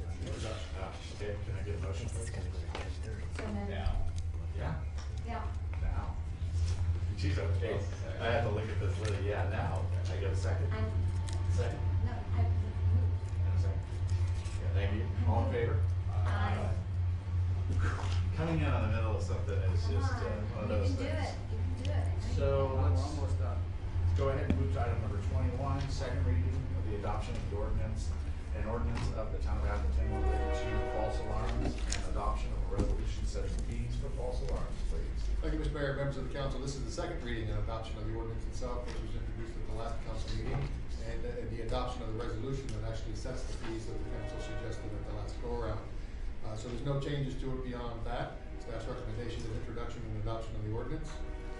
Second reading, and then adoption of the ordinance, and then adoption of the resolution as part of the motion. There was some conversation, and the chief can expound on this as necessary, if the council has any Q&A on how exactly the implementation will go for the $100 and $50, $50 renewal. There's a couple of suggestions that have come up. One is once the ordinance becomes effective, everybody starts from that day forward with that current permit, and that's the renewal days, or you could do it annually based on the calendar year in January. So there's a couple of options that have been talked about, but the chief can expound on what his current thoughts are on that if the council has any further queries. The chief said he was going to handle it, and he could do it. It was what he had, and there was no additional cost, so I'm fine, that's how the situation is. So people will get a letter saying it's time for you to please fill out this form, and your annual renewal is $50, and the police department will keep track of that without any additional costs. That's what he said. And that's a question? No, there's a comment. Any other questions for staff? I know you're gonna have a comment soon. No comment. Any other questions for staff? Any questions for the chief? Well, do you have a preference? And it sounds like George laid out 2 options. One is whatever, when November. I know, we already asked him that at the first go-round. He said he could handle it either way, so. Yeah, I've had discussions with our finance department represented here at this table that we are fully confident that we can do that. moving forward. Our esteemed finance director. Any other questions for staff? I'm gonna go ahead and open the public hearing. Any members of the public, would you like to make a comment on this item? Seeing none, close public comment, coming back. Any other members of the council, final comments? Seeing none, can I get a motion, please? A second? Second. All in favor? Aye. Let's go ahead and move to, as soon as I find it, I'm on my way. We'll move to item number 22, conduct a public hearing to consider the adoption of a fee resolution amending fees and charges related to rental fees for the Pavilion Holbrook Polo Park. Please. Thank you, Mr. Mayor, members of the council. As you know, this came before you at the last meeting. This is where you set the public hearing for this meeting. You had a conversation there around the particular fees for the park. None of that has changed based on council input from the last meeting. Recommended the council conduct a public hearing and adopt the attached fee resolution amending the fees and charges related to rental fees at the pavilion in the park. And Sally is here to answer any questions that the council may have regarding staff. Any questions, colleagues? Oh, I love this. No questions from my colleagues. And let's go ahead and open the public hearing. Any other presentation? Can I get any members of the public who would like to comment on item number 22? Seeing none, I'm going to go ahead and close public comments. Back to council. Final comments. Please, Bill. I brought up that I thought that the raise to $4,000 was fairly steep. People said no, they wanted to go along with staff recommendation. In going over this, one group of numbers really sticks out, and that is the rise on Friday afternoons to midnight. If you look at the Saturday or Sunday times that go, from 4 p.m. to midnight, they're being escalated from 2,500 to 4,000. The Friday one is 1,200 to 4,000. I think that number probably should be considered to be maybe $1,000 less. That's just my 2 cents. Looking at the change that's involved in those. Any other colleagues have comments on this comment? Yeah, let me ask you, please, how often do we review this? Is there a periodic schedule where you review these? Usually we look at fees all around in March through April, May time frame. We expect a budget and those adoptions of fees. We don't really make those sorts of changes all the time, but we do evaluate them. With the park though, they look at fees on a semi-regular basis as they look at other facilities and hear from rental groups as they come through the park. So it's more contemporary basis. Question. I'm wondering if any of these other venues, I really appreciate the attachment number 1, the comparisons of everyone else, and I know that it's at a $4,000 increase for 200 guests, which is a lot in our park. It seems to be right there with everybody else, and a little bit under. But do any of these other venues have an administrative fee that is taxed on? Because the 15 to 30% administration fee on top of the 4,000 might, kind of tick me. Yeah, many of the others on the 47. When I put those numbers in on the market research, I added everything as it would have been an event for like 150 people, because that's where our max is at Holbrook. Okay. So I figured, like, let's say the venue charged for tables and chairs. I added that in based on 150 people. If they had an administration fee or a non-refundable, some type of fee, I added that in. So that's what you're seeing there. But I understand what you're saying. So the 4,000, we would have to add the 30 or 15% to that, which does add to it. So. Okay, so just so I'm clear on it, for Allied Arts, $4,000 for 140 people, 8 hours, seems comparable, right? Right. But that fee includes any of their extra fees? If they have, yeah. So right. Does our fee include rentals and everything? Yes. Oh, it does, okay. But the so 4,000 includes. Apples and apples. Apples, yeah. apples. It was sort of hard. Except for the administration fee. Right. Yeah. Which is $1,200. Yeah, 15%, 30%, yeah. Pretty normal. If you're, 30% 50% of 4,000. Well, then you get as up to the 5250, which is like at the Domenico Winery in St. Carlos. So. Just a small comment about the term, so the use of the phrase administration fee. To me, that implies the costs associated with, administering this. And that's not really what's going on if we're charging 15% to one group of people and 30% to another. It's something else. It's not an administration fee. It's never really been explained to me, but what I perceive is that that's what the town of Atherton charges to, say, process the paperwork, process the fees. Well, they have to process why would it refunds. be twice as much for Because they're not residents. I got that. Does that mean the cost is 30% and we're discounting at 15%? Yeah, I think I would like about it. Because So it's stunning to me that the cost is $1,200 for us to process an event for, a paperwork for an event in the park. But you can remodel a house and you charge for some stuff, but I don't think our fees are quite that high for that. There you go. So it costs twice as much to process paperwork for an event in the park as it does to processing paperwork. But you are correct. It is part of the rental. And so it's not basically administration. Yeah. It is just a way to differentiate between resident rental, non-resident rental. To give our residents. And catering by Dana, if I'm correct, does not receive a share. Of not the administration fee, no. Administration fee, so it's purely town revenue for the rental. Yeah, town gets all the administration fees. Any other comments from my colleagues? Rick, any comments? No, I think it's fine. Okay. Thank you. Can I get action, please? A motion to approve? Second. All in favor? Aye. Let's go ahead and move to the regular agenda, item number 23, review and discuss the Civic Center project update to include continued discussion of project findings, authorize the city attorney to prepare and city manager to execute an agreement, amendment with WRS, perform redesign work for the administrative. Thank you, Mr. Mayor, members of the council. I'll introduce the item, and Marty's here to go into any detail the council may have. It's divided into two particular segments. One is a discussion of the project itself, an update. There hasn't been much change since last month. But the second part of that is the funding. And again, there hasn't been much change either since last month. So if you want to, there has on the library, which Councilmember DeGoli can elucidate on a little bit. So that's the first part. The second part is the value engineering for the City Hall Police Department portion of the project. And with that, there was one item that the council wasn't able to make a clear decision on, and that was the change in the roofing from clay tile to asphalt shingle, what portions you wanted to do that. And then we also, in my one-on-one conversations, had a little bit of a conversation around including or not including the council chambers as part of the base bid, or whether to do it as a deductible alternate instead, or an alternate instead, which way to go.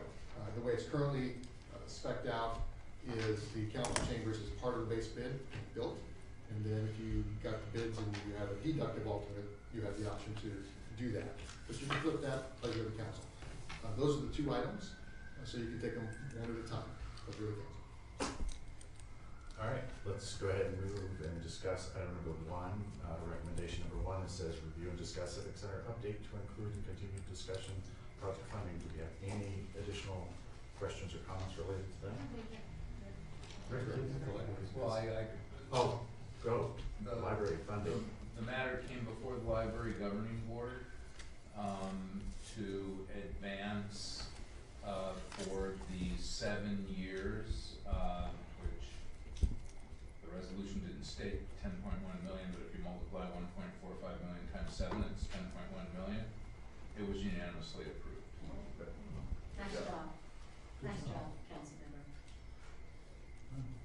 I think Executive Director Marion and Marie statement they had. So actually, just so I understand, 7 years, what does that mean? Point of clarity. 7 years for what? When staff did the analysis about what the cost, the estimated cost, so you can take this with the same grain of salt with the last estimated process. But when staff did the analysis on the estimated cost, it was $9-some million less. We had $9-some million less in the current library fund than we would need. And we are accumulating $1.45 million a year in excess taxes. So the 7 years is the 3 years of construction plus 4 years following construction is 7 years.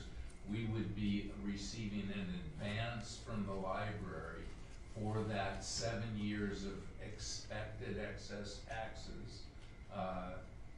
That will be subject to an agreement that was approved to be negotiated between library staff and town staff for a funding agreement. But the concept is that the library would advance to the town that amount of money, or whatever amount of money we need once the bid comes in, and that advance would be reduced each year with the amount of excess taxes. This is 100% of the excess taxes until that advance is paid off. And then at that point, going forward, we would be splitting the excess taxes in excess of maintenance and the other expenses that are approved. This is basically an approved expense. Yeah, yeah. And before, they had said, well, once you build it and you occupy, That's great news. 50% sharing starts. But because the library 10 more and million. the executive director and the county wanted to have the library to be built according to plans. Okay, I know, but because it meant so much to them to not sabotage the design and the functionality of the library by cutting off a tail of it, that they wanted to do that for us. If I can just opine, that I think it's a huge win for us. And it's a win not just because we can now build the library that has been designed, which is an excellent design, but once people start seeing this building going up, they're going to get more excited about the whole building project. I think it's a huge win. So it's an up to amount, does that sound correct? Up to Up to 7 years. And it honestly can't be determined, no, it isn't an up to amount. Will be determined at the time the bids come in. Wow. Any other questions related to funding? Bill, any other questions related to funding? Yeah, I was just asking this I couldn't question. hear it. I couldn't hear it. I said, if in fact there were change notices during the construction, would that potentially also be extended? And our colleague said yes. Well, the important thing, I think, for all of us to understand is that the governing board has formally agreed that every expense related to building this library is considered a valid library expense, and we can use 100% of the excess taxes to meet those valid library expenses. And of course, they're valid library expenses, but this is a formal determination as the council requested. Perfect, thank you. Any other questions? Okay, Robert, please. Yeah. When will we have, is there some time in the next few months where we're gonna have some kind of update to the funding where you can have an updated number on what we can expect on The library or the whole No, civic the whole center? civic center. We're working with right now on updating those numbers. We have to project out for 3 years, so probably in the next couple months we should have that. I think by the time, hopefully, we have a better understanding when the bids come out in January.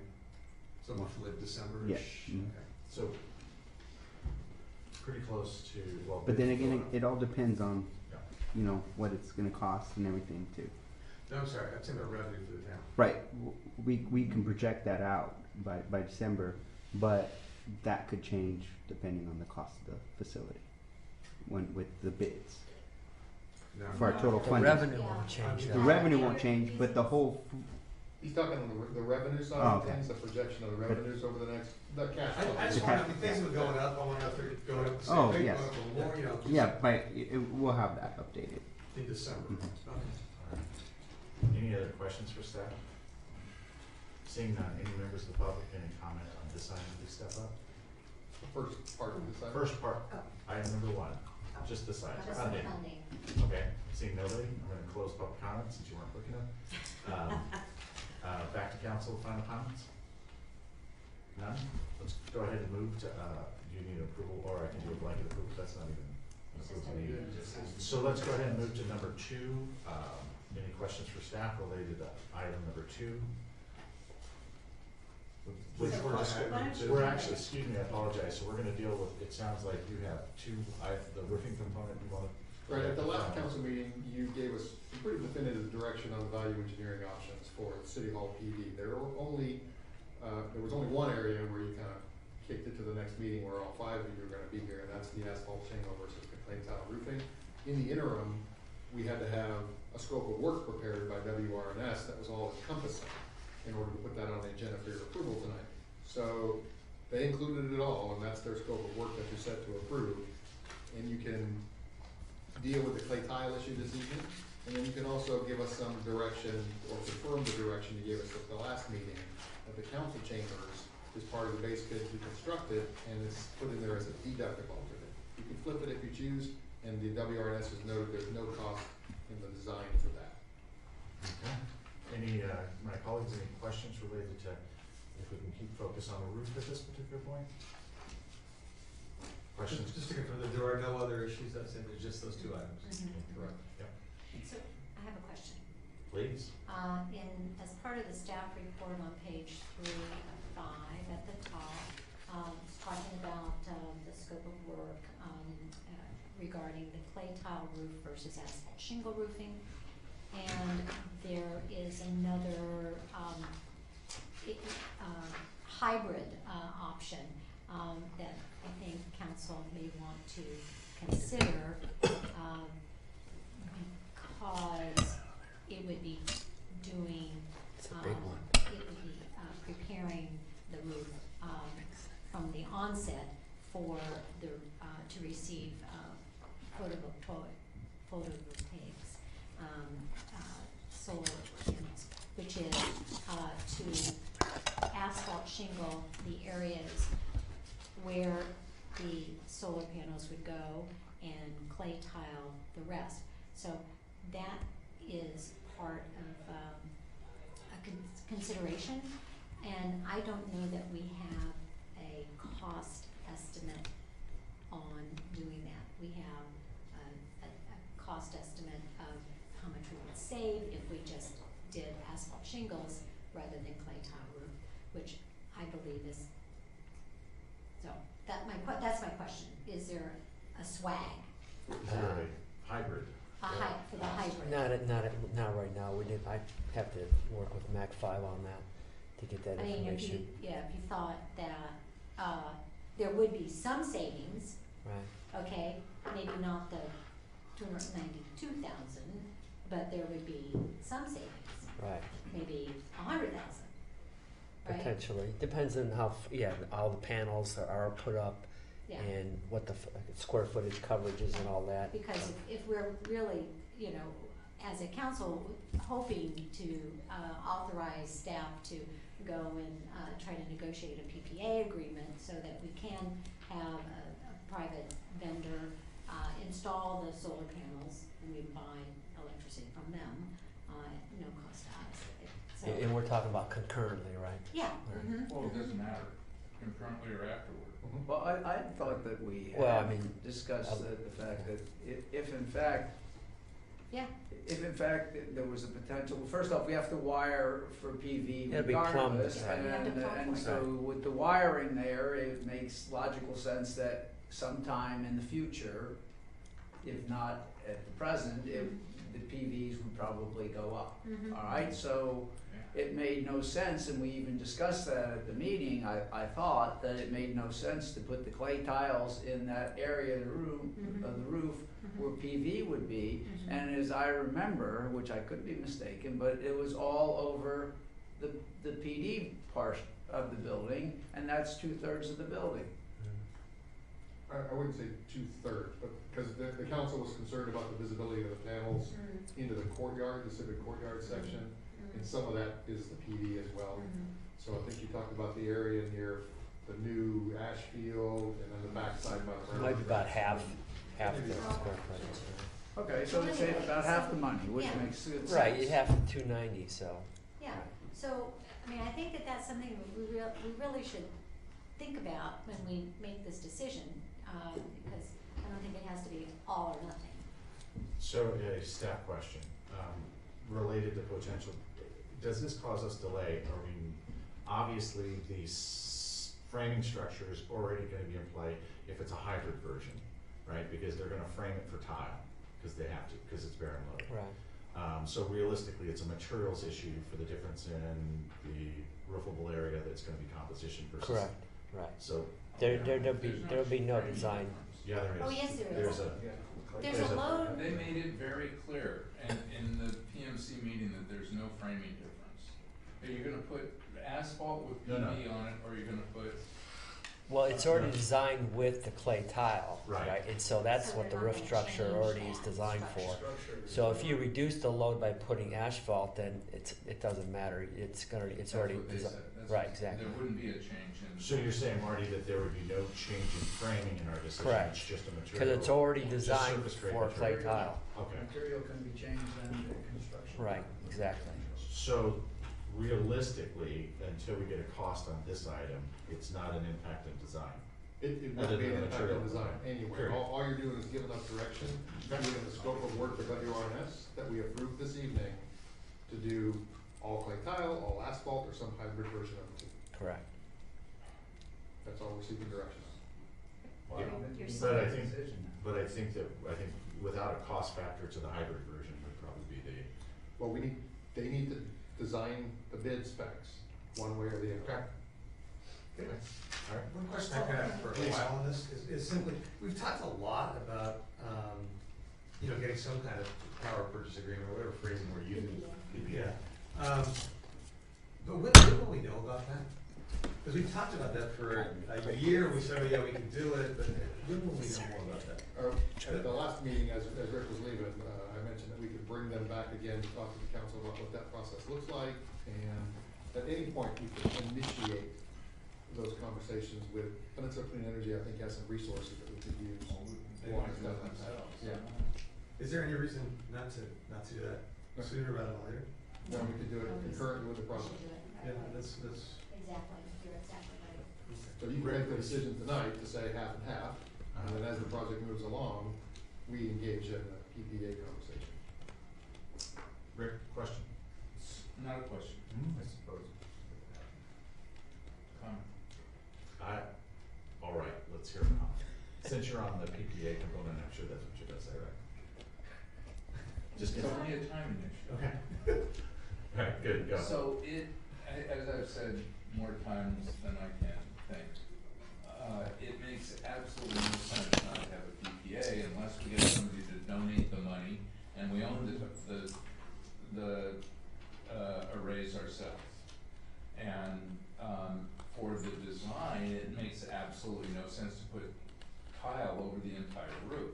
We should absolutely put asphalt where the PVs are gonna go. It's astonishing to me we haven't gotten MAC5 to give us the estimate on that, because it makes so much more sense than putting tiles on the entire roof and then putting PVs on top of tiles, which makes zero sense. So, this issue is so frustrating to me. Well, I think, I know, but see, I think that we have a Question? well. I'll give you a minute. Would I be right to say? Yes, well, is it not true? Thank you. It's like Jeopardy. We have a number that is supposed to be a savings if we put all ugly asphalt tile instead of our beautiful clay tile. We do.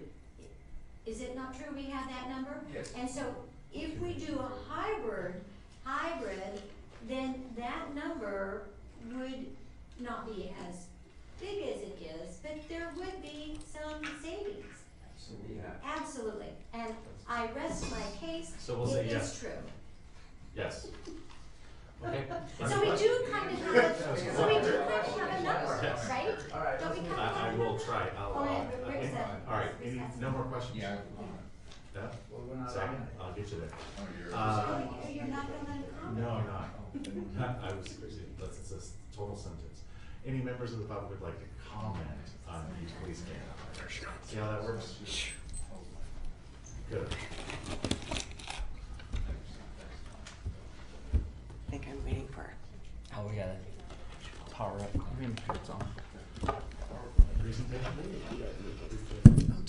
need that.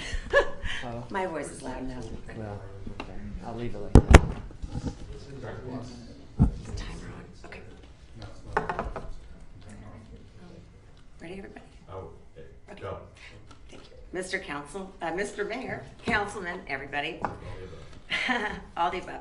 Christine David, member of the town of Atherton for 20 years today, actually. Oh, Yeah, thank you. Happy anniversary. I'm here tonight because this town council has a serious decision to make. Will it continue to favor special interest and specific donors, deleting from our master plan and moving us backwards in time? Or will it choose to continue forward towards a resident-focused new town center? I'll get to that. So we moved here in '99, and at that time I used to walk past the council chambers and I could hear people kind of arguing, and sometimes the hissing would kind of spill out into the parking lot, and the police and the administration and the planning people were all right, but people weren't necessarily happy, and it was kind of a cool environment. And when I asked people about involvement in town councils and committees, all I heard was, don't do it. I also heard that residents were apathetic, but I wasn't there on the meeting. Recently, as the town council shifted, I became involved, and since then I've noticed changes. With changing town councils came new opportunities. Residents' feedback and involvement, residents started showing up, residents felt heard, understood, and included. I've gotten good at getting residents to come to speakers to attend town events, and I've even had them lined up for tonight, until the article came out from Barbara. Then people started dropping like flies. Their reasons? My finance speaker said, no yawning, my finance speaker said, I'm not wasting my time coming just to tell this town council what it already knows, that we can do it per the master plan, no changes, even without the $2+ million from the special interest. I'm not coming.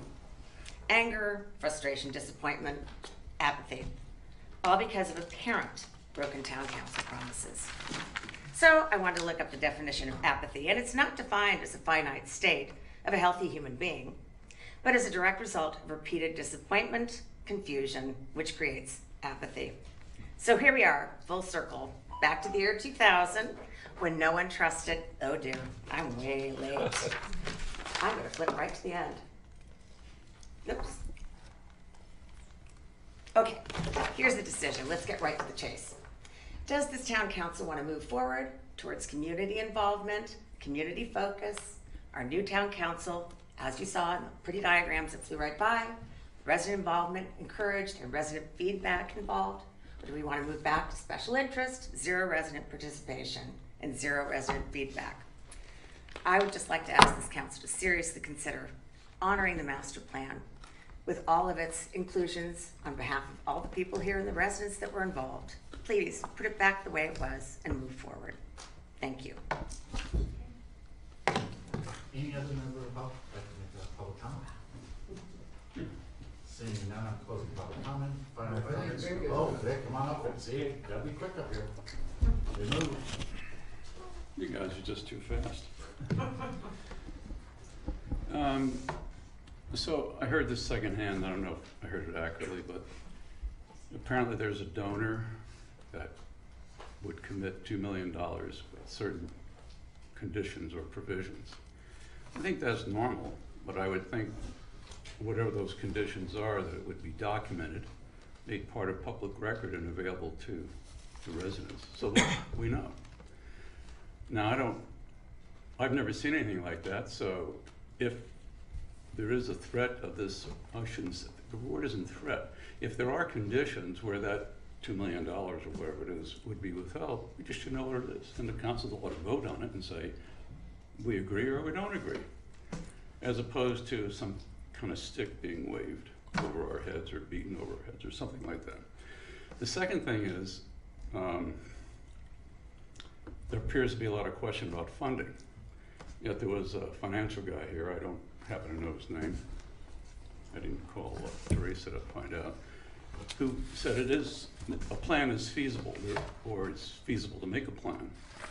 So why isn't there some effort to construct such a plan to see if in fact it is feasible to go ahead with what was originally proposed and agreed to? That's it. I'd like to see that. Would the gentleman identify himself? Oh, sorry about that. Vic Para. Vic Here's Para? Vic, as in Victor. Thank you, Vic. 64 Asheville. Any other member of the public would like to make a public comment? I'll do the second closing of public comment, closing public comments. All right, back to council.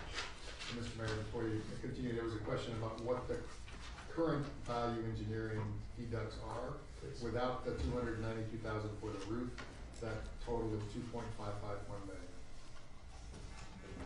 That goes from 292 to 0, it's not, if we do asphalt. Right, I mean, there's. PV Yeah, there'd be areas, another there's 100,000 or so. there's some increase.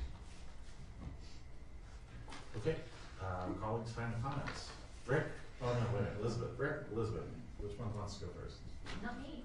Rick, please, thank you. Well, I know that I think it was the last meeting, Elizabeth raised the issue about the importance of the roof line being the asphalt, or not the asphalt, but the Spanish tiles to fit in with the neighborhood. And, you know, I was looking that we should just do it cheap, because we're trying to save money everywhere we possibly can. But I've gotta say, I think she's right. I think that, this thing was designed, we don't have the image in here, but this was designed to look like the houses, that are around it and that are in Atherton. And the CCAC really beat up on the architects on that issue. And the roof is important. And I think it makes no sense to put the Spanish tiles where we're gonna put PV, and it makes no sense not to put PV. I mean, of course, we'd like to get it donated rather than to have to pay for it, but in either case, it's gonna mean electricity's cheaper and we're not gonna pay for it. It's just whether we have to pay for some or none of the electricity. And, I think we should go with that hybrid model. And, I'll say one other thing that just so you guys can consider it. When I was, the library governing board met this week in Half Moon Bay. And we met there because the Half Moon Bay just opened its new library, which is, by the way, a beautiful library that if you ever have a chance to go look at it, it's really quite stunning. And there are features in the library that are incredibly attractive that I hope our architects are familiar with it, because it's stunning. And one thing that was emphasized in the course of walking around as these ceiling fans were going was that it moved the air in a way that made the HVAC work better, because it took hot air that was trapped at the ceiling and moved it down. Very tall ceilings. So maybe they're taller than ours. I think Way they are. There's a two-story building, so yes. that's fair. Yeah, that's right. Okay. So anyway, I think the proposal from the staff is a good one. I support it. I think we should go with this hybrid solution on this. Bill? Thank you, Rick. I thought Elizabeth next. Yeah. I just like you. I think that, since we don't have all the money, we need to look at every penny that we're spending. However, I would like to make sure that we're being practical as well. So I am more than interested in this hybrid solution. I wish we, and I think we kind of talked about it, but we never really got around to discussing it in earnest. But it makes no sense to put clay tiles up on the roof only potentially in a year or two, or maybe even the beginning, not to, to be taking them down. And we talked about that clay tiles would not be supportive of the PV. Yes, they could use a lot of extra special work, but even as late as last November, we said, why are we putting clay tiles all over the place? So the fact that we're even here is a little befuddling. Gotcha. Elizabeth? Well, I think you know my position on the roof. A roof is the crowning glory of any structure, and it lasts a long time. And I think that the look and feel, we don't want to make a mistake. do believe that our city manager has shared some funding spreadsheets with everyone that make it look pretty darn positive to be able to have the amount of money we need over the period of time, and then with a very small infusion of capital to bridge some cash flow if we need that. And the people that I have talked to in and around the town about it just feel that that is the smartest thing to do, and to not compromise the look and feel of the project. And to echo Christine's impassioned plea to us, and we got an email from Alex, the neighborhood around here, they don't want to see us compromise this project for saving every little penny. It's like cutting our nose off to spite our face. So I would be very happy if we could decide on the combination and do it right the first time, and prepare the roof to receive the solar panels where necessary, and and then cross our fingers. And I just think that the less deducts or add-alts or deduct-alts that we can make, and make the bid packet as clean as possible, I think it will be a lot better for us. And then we just have to cross our fingers that we get good bids. I also believe that, and I'm surprised that the WRNS proposal is $194,000 for their redesign fees. I was expecting a lot more than that. And I think that is because I was. I know. Weren't you? Well, I know, but I'm just surprised you're saying that publicly. No, but I was, only because, it's expensive to go back and redo and redesign and all the pages, the construction documents. Anyway, so the less we can ask them to do in the redesign, I think it even makes that number go down. Thank you. Mike? I'm going to talk only about the roof, right? So Please. A few things about the roof. It's obviously we don't like Spanish tile everywhere. So to me the issue is are we going to do asphalt everywhere or not? And I think the answer is that cosmetics matter, and that there is a look to this place, and I think it's nice to have that Spanish tile look. I'm assuming that would add a little, if the choice are somewhere between 292 and 0, if we're talking about, I would, wherever it's not visible to the, people, I would envision we put asphalt in, even if that's not exactly coterminous with where the PV is going to go. That'd be one thought. My other thought is, I think as we tell a story about how we're trying to be stewards of people's money, I think we've got to now move forward with this PPA or any other way we're going to get this power, because part of the story here is we're saving money over the long term with PV, and that's part of this roof story, and that all in one, I think is true, and so that's my thought. Thinking about that's part of the blended component. So, George, you have direction on that. Can we go ahead and have a discussion, if it's possible, related to the council chambers component, either leaving it as it sits or having it as an alternate, please? Anybody want to jump out? Don't all talk at once. I think I'll Please. I'll just, Say. well, the spreadsheets and the financing spreadsheets that we will all receive includes it. And it makes a lot of sense to do it all at once, and not have to come back. We could be here for 38 years with an open building permit. We're actually 25 years in trying to get this thing out of the ground. And, you know, we are so close to the golden ring. Come on, guys, you know. Anybody I else? hate to say man up, but, you know. No, this is just the council chambers as an alt or leaving it as it is. Elizabeth's perspective is leave it as it is. If you didn't get that.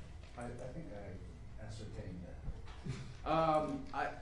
We don't know, I know we're saying, hey, we looked at the spreadsheet and we know we're there and we've got the money. We don't have the bids. We thought we were there before and now we're looking to get there again. So, I personally think that we need to reconsider the position and the methodology where we had the council chambers. I think that the council chambers should just be an add-in as opposed to in and add out. Obviously, the proof of the pudding is having them, you know, getting the proper cost there. Now, the only question I would ask, and I would want to ask staff, was that, you know, when people bid things, do they look at the adults? Do they beef up the costs and, you know, they look at the whole price, but then only deduct out the materials and the labor directly associated with it, or is there some sort of magic there? Or? I don't think there's any rhyme or reason with that, council member. I think it's depending on the contractor and the project, so I don't think there's like one thing you could say one way or the other they would go with that. So I don't think there's any one answer to that. I think it's depending on the contractor and the project, how they bid. Yeah, okay. Well, so my thoughts is that I think we should have it opposite the way we have it. Doesn't mean that we can't add it, and it doesn't mean, you know, that it doesn't mean anything. It can always be added, even if we don't, you know, we decide that, hey, there's a bluebird with some money later or not. But we are spending taxpayer dollars. We don't know how much money we're going to get, and I think it's the same as if we were building a house as well. You know, we have a budget. We need to try and keep with the budget. So I would move it opposite of where it was, if not leave it out and add it in later. Perfect, thank you, Rick. Well, the only consideration for me is whether we should make an adjustment to placate the investors. And $2 million is a lot of money. And if that would matter, I would be fine to say include it as an add-all. I think that what Elizabeth said is right. Marty, what you said is different than what Paul had said. He said that when you have a series of add-alls in the bid, that it raises the cost. Yeah, I talked to him about that, and again, he admitted it's really project related, determined, and then the contractor. I mean, so that's my experience, and that's what I think. You know, if you asked other people, you'd get different opinions, but I don't think there's one set rule on that kind of issue. Okay, that's good. So it just makes sense to me that the simpler that we make it, then the more likely we are to get a more reasonable bid. And to the extent that we're forcing the contractors to go through more work to assess a project with potential things added in and potential things being deducted, that takes them more time. And therefore, they have to recover that cost. So to the extent that they're spending more time, there's gonna be more cost associated with their bid. And I guess I think, and you know, I've been a very strong advocate from the very beginning on PVs. But given that we don't have the money to pay for the panels now, it makes the most sense to me to leave them out and do a PPA. Have it be a separate deal from this bid, so we don't have an add-all related to that. With respect to the council chambers, I have no doubt about what I think. We should build the council chambers. It makes 0 sense to save $1.5 million to not build it, and for it to cost us an additional $500,000 in a few years to go back and rebuild it. That makes no sense to me. We should build it. And we just have to go raise the money. We have to have the will to raise the money, and I think we can do that. And we, from the cash flow reports I've seen, we can afford it. If it would be acceptable to this investors to have it be, wait until we see the bids to formally make that decision, I'm fine with that. I don't really care about that. I think it adds a little complexity to the bid, but, you know, you make adjustments for investors, and these are $2 million out of $6 million is a big piece of the money. It's relevant. Perfect. You paused. No, that's it. Perfect. Mike, please. Okay, so with regard to the council chambers, it seems to me there's basically 4 options, right? You design it in, you do it as a deduct, you do it as an ad, or you don't do it at all, right? You just say we'll do it sometime in the future.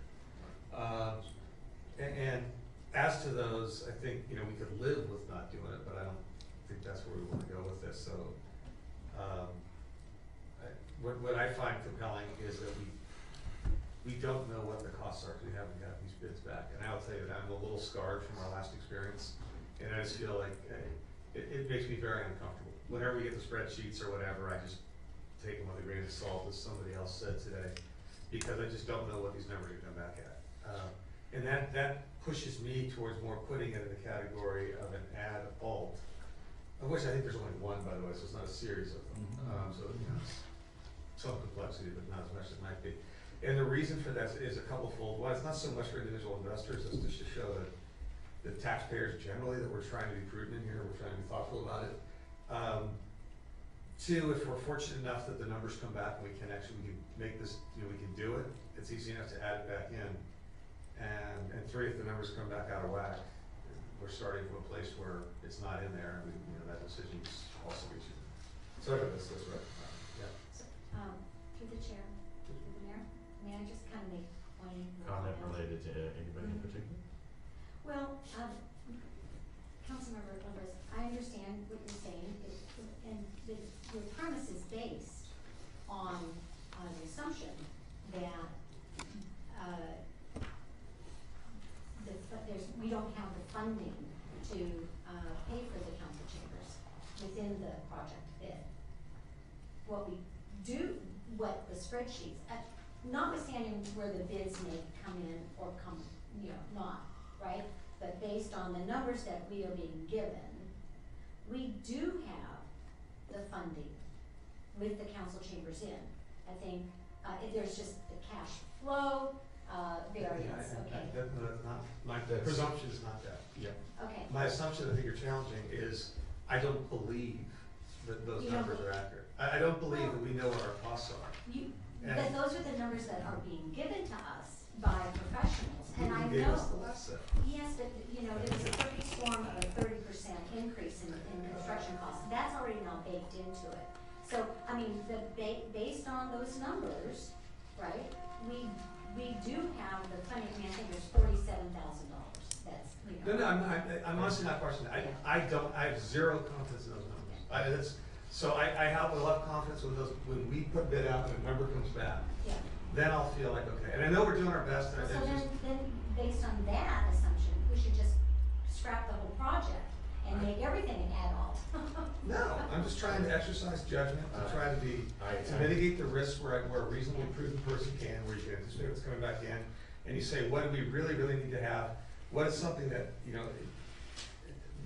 candidly, if the numbers come back way off, we're gonna have a lot of decisions to make about, do we proceed only with a library, as I think at least one person in the audience would advocate strongly. Yes. You know, and those are all decisions that are gonna be coming, right?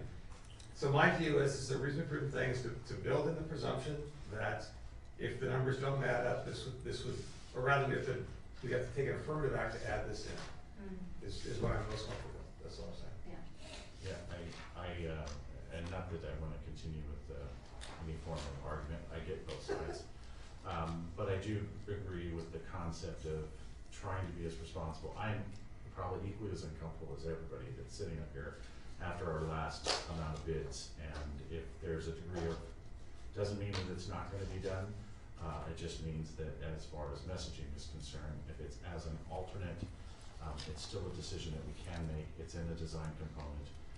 It doesn't mean that we're not doing it because we don't have the bids. So if the comfort level comes in and the bids come in, then all of our decisions will be easier to make. So I think that we have enough direction on that just because we can't beat this one to death. But any other final comments by anybody? Because I think, yeah.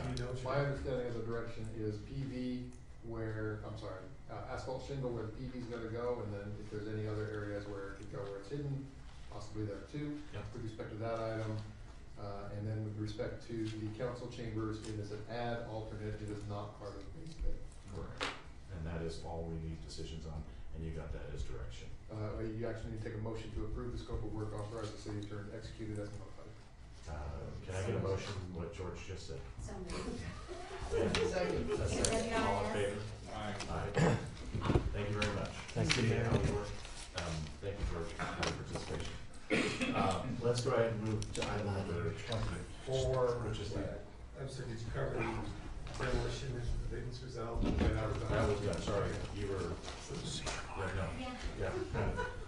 All right, so let's go ahead and move to item number 24, which is the adoption of a tree inspection and risk management policy for the town, maintain trees, and review, discuss, and direction on responsibility for maintenance of trees along Middlefield Road and Marsh Place. Sally, nice to see you. Hello, my name is Sally. So we have two recommendations tonight. The first one is to adopt the attached tree inspection and risk management policy for town maintained trees. And this came in place because we've never had a tree inspection and risk policy for town trees. And the purpose is to limit the risk and come up with a maintenance policy so we don't have issues in the future. So it's attached is the tree inventory that was conducted in May by West Coast Arborists of all town-owned trees. And then we will discuss the other Middlefield trees after this first item. But you will see that there's a town policy as part of the packet. And I just want to point out a few things as part of the policy. Is that we do have a tree inventory, and it includes the species, the diameter, the location, condition, and recommended maintenance trees for about 1,200 town-owned trees. That includes the park trees, as well as any tree in any medians or in the middle of the roads in town. In the town of Atherton, any tree that's adjacent to a property in the right-of-way is the adjacent property owner's responsibility. So that means we're only in charge of the park trees, median trees, and so that's why the discussion of the Middlefield trees will come up later, because those are technically in the right-of-way. So as part of this policy, it is that I will inspect at least the trees, the town trees, at least once every 5 years with an inspection report at a level 1 inspection. And this will be added into the inventory so that we can see when the next inspections are due. And then if I receive any complaints, if the town receives any complaints about town trees, that I will respond within 5 business days. We will replace city trees that are removed with same or similar species in the general location if we can. We will follow ANSI standards for pruning. And those are the main things. Yeah. About replacing with the same species if we can. It would seem to me that there may be some species that we don't want to replant. I mean, if there's a black acacia, we don't want to replant. All right. And there are a lot of black acacias that are kind of the rare ones, something like that, or whatever. And so where's the mechanism for determining what would be a better species? It would be the town arborist with the director to decide if that species is not appropriate for that location, or because that species is just not a good urban tree anymore after lots of study, then we would decide to change the species. Yeah. I mean, like all the trees along Middlefield? Yes. Well, there are power lines, so I don't know whose decision it was to plant those trees, but we have started planting the lindens that are further down, and they're a smaller species tree, so they don't have to be pruned as much by PG&E. So as the green ashes, which are the larger trees on Middlefield, as those die out, if you approve Middlefield Road, then we haven't gone to that point of the replacement species of the green ashes yet, because we don't have a town policy, and we're unclear if we should be taking over Middlefield Road trees. Although we currently do maintain them. Historically, we do maintain them. But to Elizabeth's comment, I mean, there are a lot of the trees that are there, as well as a lot of the ones that are in the park, are elm trees, and they get the Dutch elm disease, and especially in the park, we just replace them with more elm trees, which then continue to die. And so, you know, I do think that just replacing without some sort of analysis and understanding long-term potential cost, you know, of continually replacing it, or is there a stronger tree?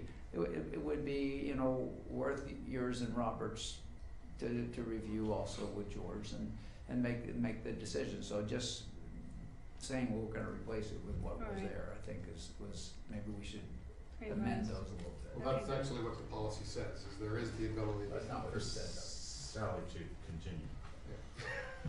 I'm just gonna, I know she, I just, because we stopped her midstream, I'd like to hear what else she has. So in locations where new trees are needed, the species of new trees shall be approved by the arborist and shall meet ISA, International Society of Arboricultural Standards. So I do review those. I know in the experimental elm forest we do replace, but the large elms in the park we're replacing with oak trees, and we can just, you know, I can discuss with Robert other species.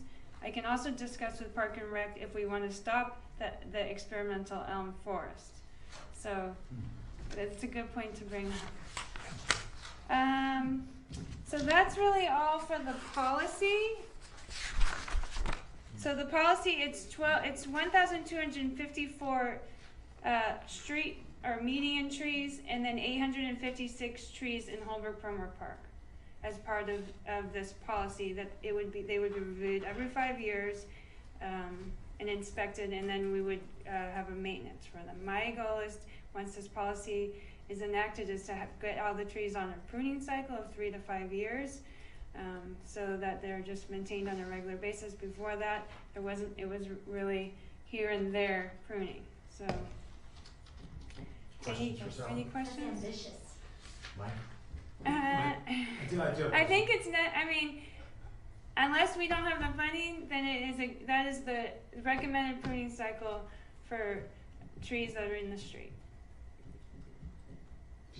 First of all, technical question was just this inventory that's attached to the documents here. What is this exactly? So we have a yes, that's every tree. So we had a company go around and GPS every tree and put in information, and we do have a database. So this is the Excel spreadsheet that I exported all the information within the database. Okay. My next question is: do we have a risk manager for any other purpose? It says you can designate somebody as a risk manager. Is that only for this, or is there? No, it's for all kinds of purposes. All risks. So who is the risk manager now? Oh, good God. Oh. You're in good hands. You're in good hands. I serve on the plan, JPA, Risk Management Committee, and the Executive Board. Thank you. Well, I'm pretty comfortable with Teresa. You are. Oh, you're a problem. All right, any other questions for Sally on this particular topic? Because I'm sure we're going to have another one related to Middlefield Road. As far as policy. Questions so only. So how do we make the distinction between what's a tree and what's a bush? It's a bushy tree. So since the Heritage Tree Ordinance question you had a few months ago, so how we're going to do that is we're going to just measure below where if there's 2 stems, we're going to measure where the 2 stems meet, and if that's 15 inches diameter or greater, then that would be considered a tree. That would be a tree? Yes. We have a lot of oaks in town that have 2 stems. No, I understand, Yeah. but to be but if it's less than 15 inches in circumference, it's not considered a tree? You're right. I misspoke. I was thinking of a heritage tree. Right. So the way they decided to inventory and decide if something is a tree versus a bush is most likely. I'm not sure exactly how they did it, but if it has more than 5 stems, then that's considered a bush. That sounds reasonable, Yeah. but I question whether they actually use that methodology because there are a bunch of pittosporums and a bunch of oleanders, which I'll bet have more than 5 branches that are included in this list. I'll have to check on that. I think it also might just be something that was a larger type of species that would require pruning and more than just bush pruning. Yeah, I mean, the thing that motivates the question is that there's a whole lot of stuff that the diameter, they use DBH, yes. right? And the diameter, the DBH is 0 to 6 inches. All right. So there's because that also includes new trees that we plant would be 0 to 6 inches. Well, that would make sense, but I'm sorry, somebody DDH thing. Diameter or breast height for the town is measured at 4 feet, but the diameter, of the tree. So, I guess there are some that are identified as the type of tree as stump.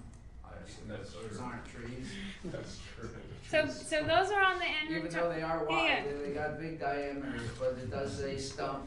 So those are on the inventory because we want to keep the place marker of where a new tree will go, and so and it's currently a stump now. So when I send this information over to West Coast Arbors, they want to know, do I stump grind this? It would say stump. Gotcha. So that item hasn't been stump ground yet. There's still actually a stump there that needs to be ground. But as part of the inventory, because we keep that, we're going to plant a new tree there, and so we keep that number of trees. Gotcha. Any more questions for Sally related? Do we have a budget number for implementing this?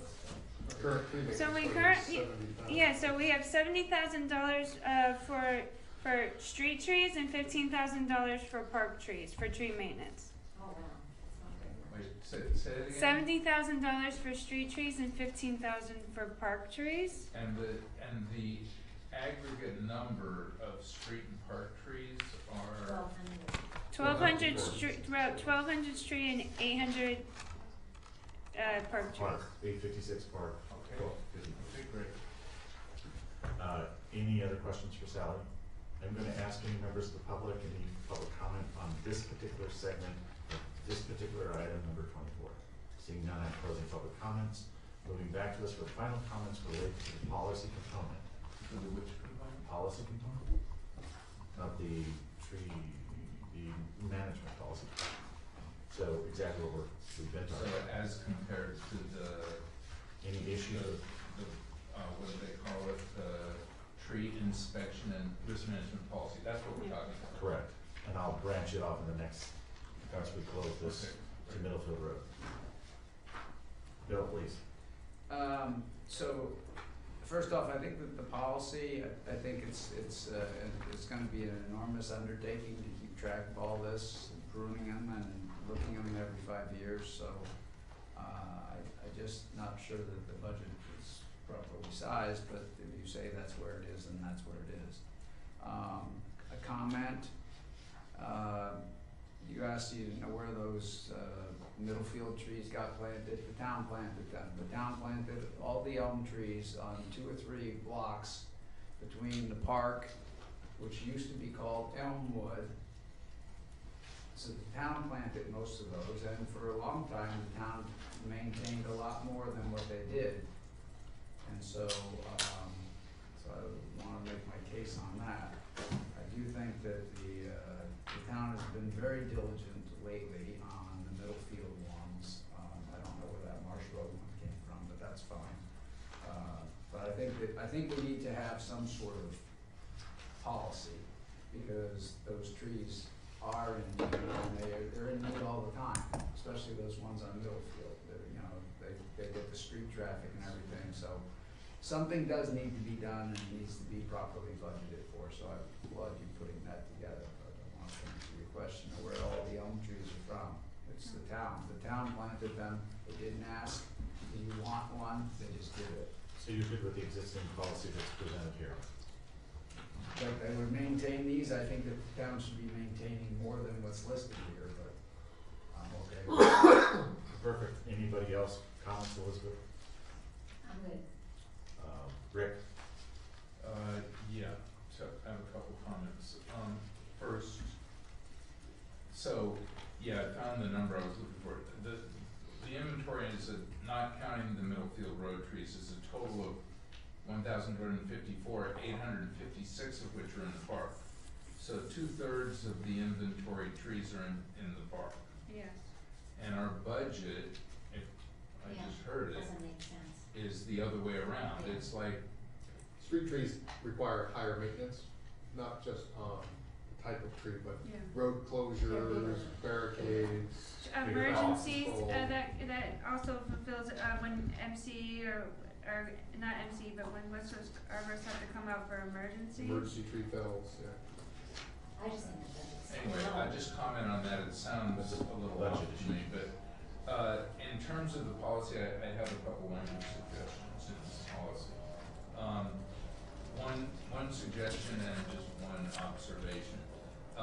In section XIX, which is complaint response, it provides that in the event that there's a complaint, that the town will endeavor to respond to complaints about trees within 5 business days. I think that's unreasonable. I don't want to put the town under that pressure. I'm not sure why we have to respond to a complaint within 5 days. We should respond, I mean, I'm not sure. 10 days, 15 days. Yeah. 30 days. 30 days is good. 30 Yeah. days? Well, what type of complaint, I mean, if It's it's a an hazard, emergency, then a it's- hazard. Well, if complaint, it's a hazard, we're gonna Do be it responsive. immediately. We have to be responsive, but this is, Complaints in this is a general. complaint that, I don't know, something needs pruning. A tree needs pruning, or there's, it looks sick, right? I mean, I think, if there's a tree down and it's interfering with the roadway, that's a different issue than just somebody making an observation about trees, and this is obligating us to respond to them, and I feel like 5 days is too fast, so I think. Just a question, can I ask a question of staff? George, what's a reasonable period of time, Sally, for responses? 5 days? So just to be clear, it's my understanding that the 5 business days is for me to respond to the person, not respond to the issue. So you can return a call in 5 days? Yes. Oh. Because then I would assess it, make a report, talk to the director, and then we would, if we needed to do the work, we would do the work. You should also note, read the first line there, the town will endeavor. That's a guideline, not a policy. It just means they'll try to do it, and if they can't because of other, press of other business and stuff, there's no penalty. Perfect, Rick, continue. No problem. Okay, so observation. I note in the final appendix A, which sets out a level 1, 2, and 3 assessment, that in the level 3 assessment, it includes an aerial inspection, which I found interesting. And, yeah, and at the suggestion of the city manager, it would be a great opportunity for us to partner with the fire district to have them utilize their drones, and I'm sure they'd be happy to contribute that to us. I think Sally just wants to go play with her drone. So if something got to a level 3 inspection, we would either have West Coast Arborists come out, or I can use my tree climbing skills.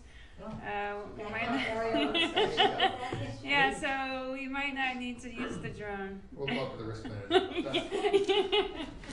think it's great we're doing this. I do too. That's Perfect. really good. Mike, any final comments? No, I think Rick's question that doesn't prompt my question, what's between 8 and 19 here? The numbers seem to jump from VII to XIX, right? Yep. Who would ask? There's an extra X. At the beginning of each of those. Okay. Those will be filled in after. Yeah. So there's not a big gap, okay. So then it's 9 and 10, but. All right, any other final comments by anybody? Yeah, So, the inventory in the park, that only includes the trees that are on our property. Yes, it only includes trees on our property. Right, because, you know, when we found out that the fence was actually 5 feet that was a trick too question. far. Okay, and so there are a lot of trees that are in there that actually are the neighbor's trees. And so I don't know whether or not those things really got inventory, depending on when the inventory was and when we found out this information about where the real fence should be. No, it was done in May, so, Just this May. technically they're supposed to use GPS and then have the parcel map with them, but I can go through and check and make sure that what's on it. It's easy for me to go through the inventory and make sure what's on there should be on there, depending on parcel maps. Okay. That is to conclude that, because I don't think we need any more, we've talked about that. Let's go ahead and move on to the maintenance of Middlefield and Marsh, please. Okay, so this one is to review, discuss, and provide direction on the responsibility for maintenance of trees along Middlefield Road and Marsh Road. So we'll start with Middlefield Road. So we've historically maintained trees on Middlefield Road for a variety of reasons, but the one that really stood out to me is why it's a unique area that we do is because of the historical fence.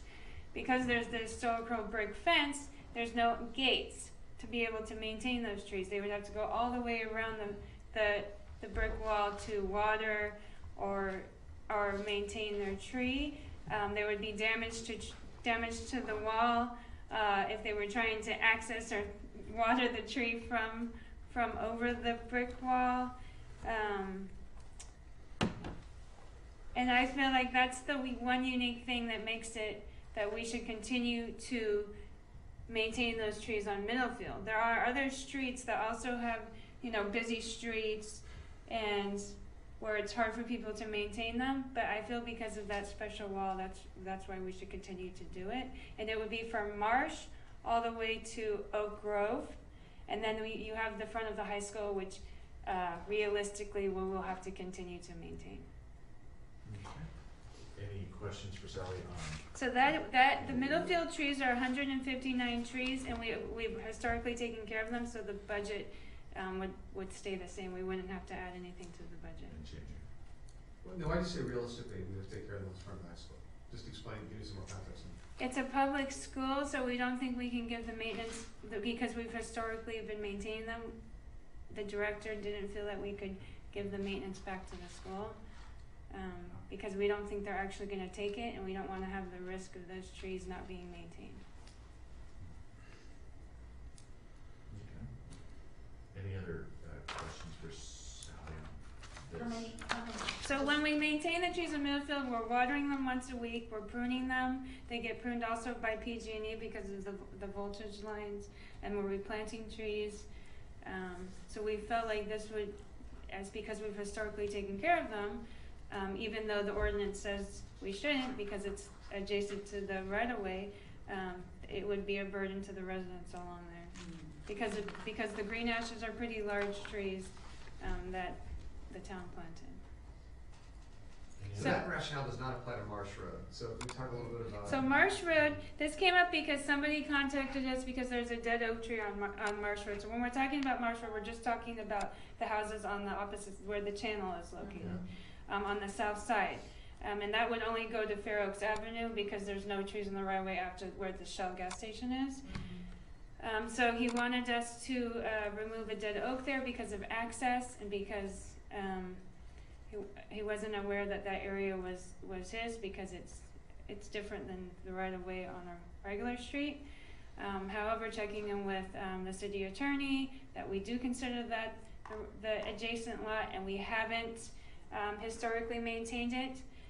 So we're bringing it here just to get clarification if that's something we want to take on. Those trees were not inventoried, so we don't know how many trees there are and how much it will cost. So if we did wanna take it on, we would have to do an inventory of those trees. Are there any other issues that attach, any other legal issues that attach? There are a couple. When you think about it, the real reason that we love this concept is because it reduces our liability. We have government immunities that attach, but one of the exceptions is if we don't have a tree policy and we don't go out and maintain our own trees, we have a problem. And we can be found to be liable if a tree falls and somebody's injured or killed or whatever. The other aspect is like the Marsh Road includes the constitutional provision of gift of public funds. You can only do projects that are for the public's benefit. And if somebody has a private tree and it's not like, Sally's case where there's a 10-foot high brick wall, and I can see people, trying to shoot hoses over. That doesn't make any sense, quite frankly. It's almost in the public's benefit to have those trees. Not necessarily the same on Marsh Road where a tree died, if it belongs to somebody, they need to, the argument is they need to take care of their own tree. I do, it's gonna cost somebody $3,000 or whatever to get rid of it, and so it's either the property owner or the town. The number is sort of irrelevant, frankly. So there is access issues with Marsh Road, and there's lots of poison ivy and issues, but because we haven't taken care of those trees, we feel that it's just they should take care of the trees themselves. When I responded to the resident who asked about the town considering taking over those trees, I told him that we would be happy to allow access into our channel supervised for any crews to get up there and maintain those trees, those private property. And his response was? Thanks. Thank you. So that was, he's satisfied, or he was? No, he still would like the town to take over those trees, but he appreciated the opportunity. But just so I'm clear, obviously there's a wall who put up that wall?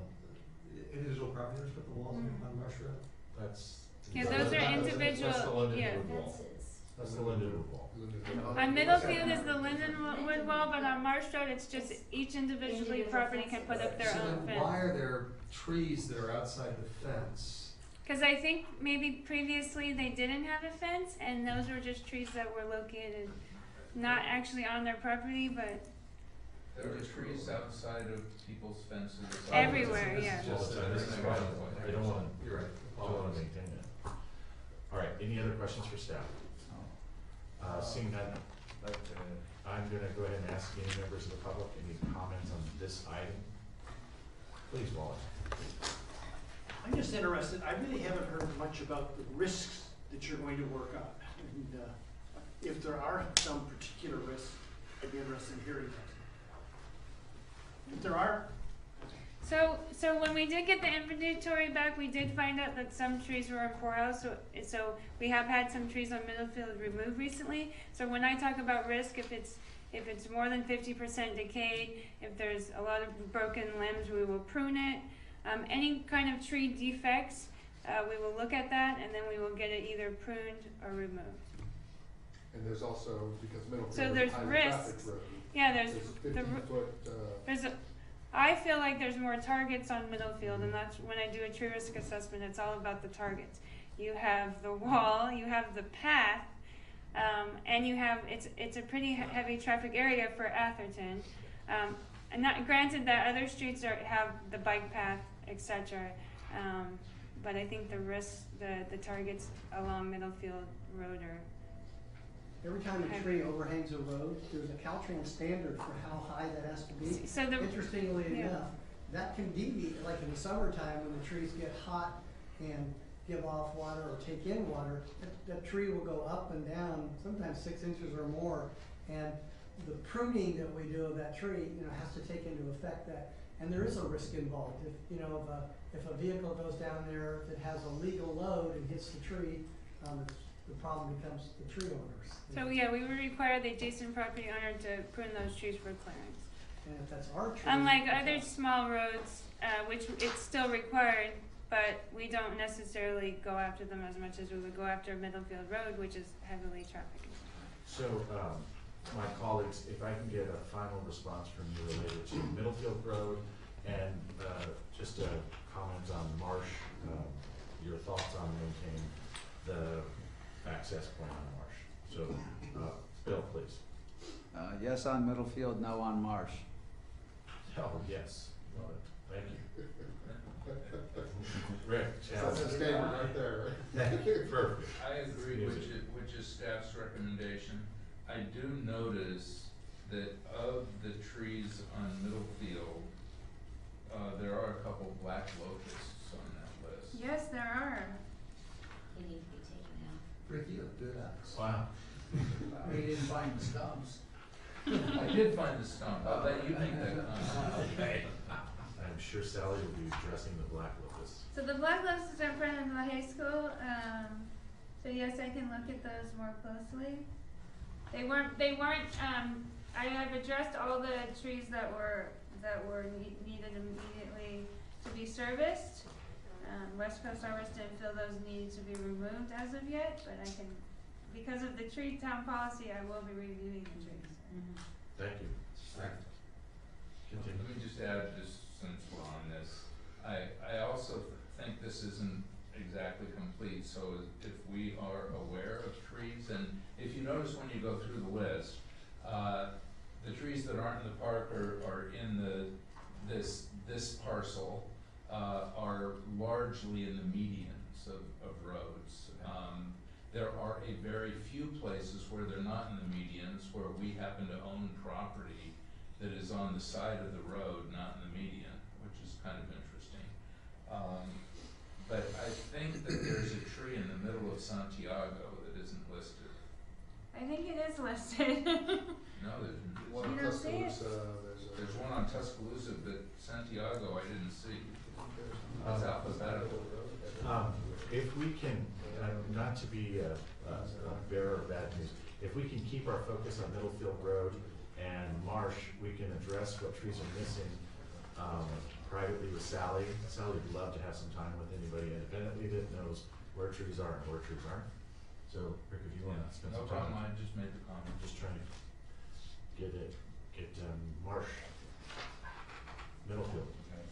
So are you with Bill on Marsh and Middlefield? Thank you. Perfect, Elizabeth. I agree with the staff.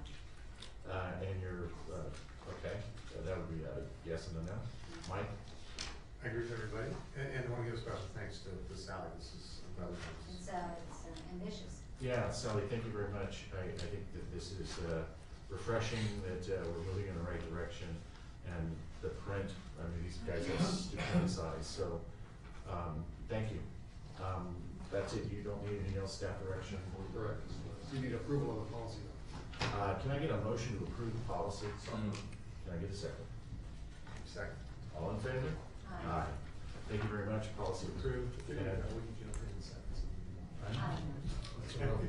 it's a rough world, isn't it? So let's go ahead and move to item number 25. Thank you, Mr. Mayor, members of the council. Actually, item 25, 26, 27, and 28 are all responses to the grand jury's 2718 reports that most of the agencies in San Mateo County have to respond to. Two of these have passed through the finance committee. One of them has passed through the police chief's committee for the San Mateo County. And then the last one on, I think that's item number 25, didn't have to pass through anything because we just don't have multi-unit housing, so the response was pretty straightforward and simple. You have to take these individually. Staff's here to answer any questions you might have on each one. There's a draft letter for the mayor's response, but we're required to do them under the regular agenda, can't do them under consent. You have to open each item, take any public comment, and then approve the draft response. You said multi-unit housing, that's not, Narcan's 25. 26. 26, sorry. No worries. 15 seconds. Somebody usually goes through. 20 to get there. Sure. All right, so any members' comments related to item number 25, keeping focus on 25? And the chief can provide a brief overview of that if you like. If you'd like, but let's just go with question. Go Go with overview. So the majority of agencies in San Mateo County are following the recommendation of the grand jury. and either have already issued Narcan or will be. We've reviewed it. We're prepared to deploy it in November. You know, it's really sad that we have to address this. It's a crisis across the country. Atherton's not insulated from it. We had a fentanyl incident about within the last year. Traffic stop, drug dealer moving through town. Our officers responded with their training. So it is out there. So it improves life safety, public safety, but equally important is for officer safety. So when we encounter it, fellow officers can then administer it. EMS throughout the county also carries it, but it's a matter of timing that it be available immediately. Okay. Any questions for the chief? Seeing no questions for the chief, any members of the public, would you like to make a public comment on Narcan, grand jury report? Seeing none, closing public comment. Final comments by anybody? Any final comments? Seeing none, can I get a motion to approve the response letter to San Mateo County Civil Grand Jury report, law enforcement officers plus Narcan save lives from opiate overdoses? So moved. And a second. Second. And all in favor? Aye. Oh, Elizabeth, you're not smiling. She's bored. Wow. Grand jury looks It's a mandate without funding. I know, because it said it was easily added to our budget. This is the item that we don't have, but let's go ahead and take number 26, review and authorize the mayor to execute a response to the grand jury report, smoke-free multiple housing units, no IFSs, buts, no ifs or buts about it. I'm following it. Okay. Okay, well, it says that we don't have any multi-unit housing, that's our response. And that's the response. Any questions? So I hear no questions from my colleagues. Any members of the public, any comments on item number 26? Seeing none, closing public comments. Back to everybody. Final comments? Hearing no final comments, can I get a motion to approve since we don't have any? Can I get a second, Bill? Yes. And all in favor? Aye. Aye. Let's go ahead and move to item number 27, review and approve response to the grand jury report cooperative purchasing agreement, roadmap to more effective procurement. And I always want that. Any brief item on this one? This one is purely that it's gone to the finance committee. The grand jury looked at the county's regional purchasing program and encouraged all the local municipalities to participate in that program. Some do, some don't. We've experienced it in the past and it hasn't been all that reliable. So we have other avenues of cooperative purchasing. We piggyback on regional contracts. We use state CMAS contracts. So we have those opportunities that we use instead of the county. And that's been consistent with what the finance committee advised as well. We all go to Costco together. We all go to Costco. That's what our letter says. Pretty much. Any questions for George or Robert, apparently? Yep.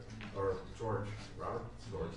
Seeing no questions from my colleagues, any members of the public, any public comment on this item? Seeing none, closing public comments, back to my colleagues. Any further discussion or final comments? Hearing none, let's go ahead and motion to approve the response to San Mateo Grand Jury cooperative purchasing agreement and roadmap to more effective procurement. Second. All in favor? Aye. Let's move to item number 28. Thank you, Mr. Mayor, members of the council. This one is in regard to another creative title, soaring pension costs, time for hard choices. This one, again, went to all the municipal agencies. Town of Atherton and other smaller jurisdictions was not included in some of their summary reporting and data analysis. And I don't think it was because we're doing exceptionally well. I think it was just because we're so small, they just didn't think about it. This has gone to our finance committee. We've taken a number of steps over the years to address some of our pension liability costs in the long term. And you're actually going to be getting something that's coming back to you, I think, in October about establishment of a side fund for the town. We have a PARS program for pension obligation. We're establishing the fund, but we're not funding it. You can fund it at some point in the future. So our letter of response basically says we've taken a number of steps. Here's what those steps are. We appreciate the feedback and let's go forward. Any questions from my colleagues related to this item? Seeing none, any members of the public would like to make a public comment on item number 28 related to our soaring cost of pension costs, time for hard choices. Seeing none, closing public comments, bringing it back to my colleagues. Any final comments? Hearing no final comments. Just read through this, sorry, just very quickly. It says hard choices, and almost all our answers say we partially agree or we partially disagree. Yeah. It's kind of a way of not making hard choices, it seems like. Yeah, okay. Any other final comments? Seeing no more final comments, can I get a motion to approve the attached letter of response from sanitary grand jury on the report titled Soaring City Pension Costs Are Time for Her Choices? So moved. Can I get a second, please? Second. Please, and all in favor? Aye. All right, let's go ahead and move to item number 28, which is the introduction of an ordinance of the city council. 29, excuse me, I apologize, it was stuck in 28. We'll move to 29. Thank you, Mr. Mayor, members of the council. This is the last item, I believe, on the agenda of items, and it's the introduction of an ordinance amending the contract between the town and CalPERS. This is basically another ratification, or another round of ratification of the APOA and town's agreement that the employees are going to share part of the town's pension obligation. So we need to go through this process. It's an introduction of this ordinance. That's staff recommendation this evening. Perfect, thank you very much. Any of my colleagues have any questions related to this? Bill, please. Yeah, I thought we did this already. We do. We have to do several of them. Right. Because of the different, how many in total, Teresa? I think after this, we have to do 2 more groups, which is. It's by group of employees they go through, it's a pain. Okay. Any other questions from my colleagues? I just have a question. Oh, So the background indicates that this is the maximum allowed under health as well? That's correct. And that's one of those hard, tough choices that Councilor Levis was talking about in the CalPERS pension story funds report. Yeah. We partially agree with your decision. That's about it. Any other questions from council? Any members of the public like to make a comment on item number 29? Come on, Wally, step up. Wally, seeing none, closing public comment, final comments from my colleagues? Hearing no final comments from my colleagues, can I get a motion to? So moved and waive further reading. Can I get a second for that? No objection? And no further readings? Waive further reading. Yeah. We like that. We're good. Can I get a second on that? All in favor? Aye. And adopt the resolution? Yeah, that was part of it. That was part of it. Oh, where's Greg? We're missing him. Council, final comments? Any reports, comments? Any future agenda items? Any Sorry. Earlier this evening, under public comment, there was a request that the town consider writing a letter or adopting a resolution with respect to surf air. If you would like me to do that, I can return that at a future meeting. I think if they'd like something faster, maybe we could. I spoke to the guys when I was out, and they felt that the letter that they gave us, that they've written, was suitable for the mayor to sign and send in. It certainly is not suitable to discuss, however, because of the ground. Correct. Can I ask my colleagues Let's discuss. if they would be okay with me signing a letter with the general consensus of the idea of being opposed to surf air starting operations in San Carlos again? I think that would be. That's something we've opposed in the I past. think the better way of phrasing that is, I'm going to write a letter unless somebody objects. Thank you, Bill. That's exactly what I was thinking. Is everybody okay with that? Yeah, good idea. Thank you very much. I think that was that. George, thank you very much. Any final public comments? Seeing no final public comments, President Buchanan? Those three together, dude.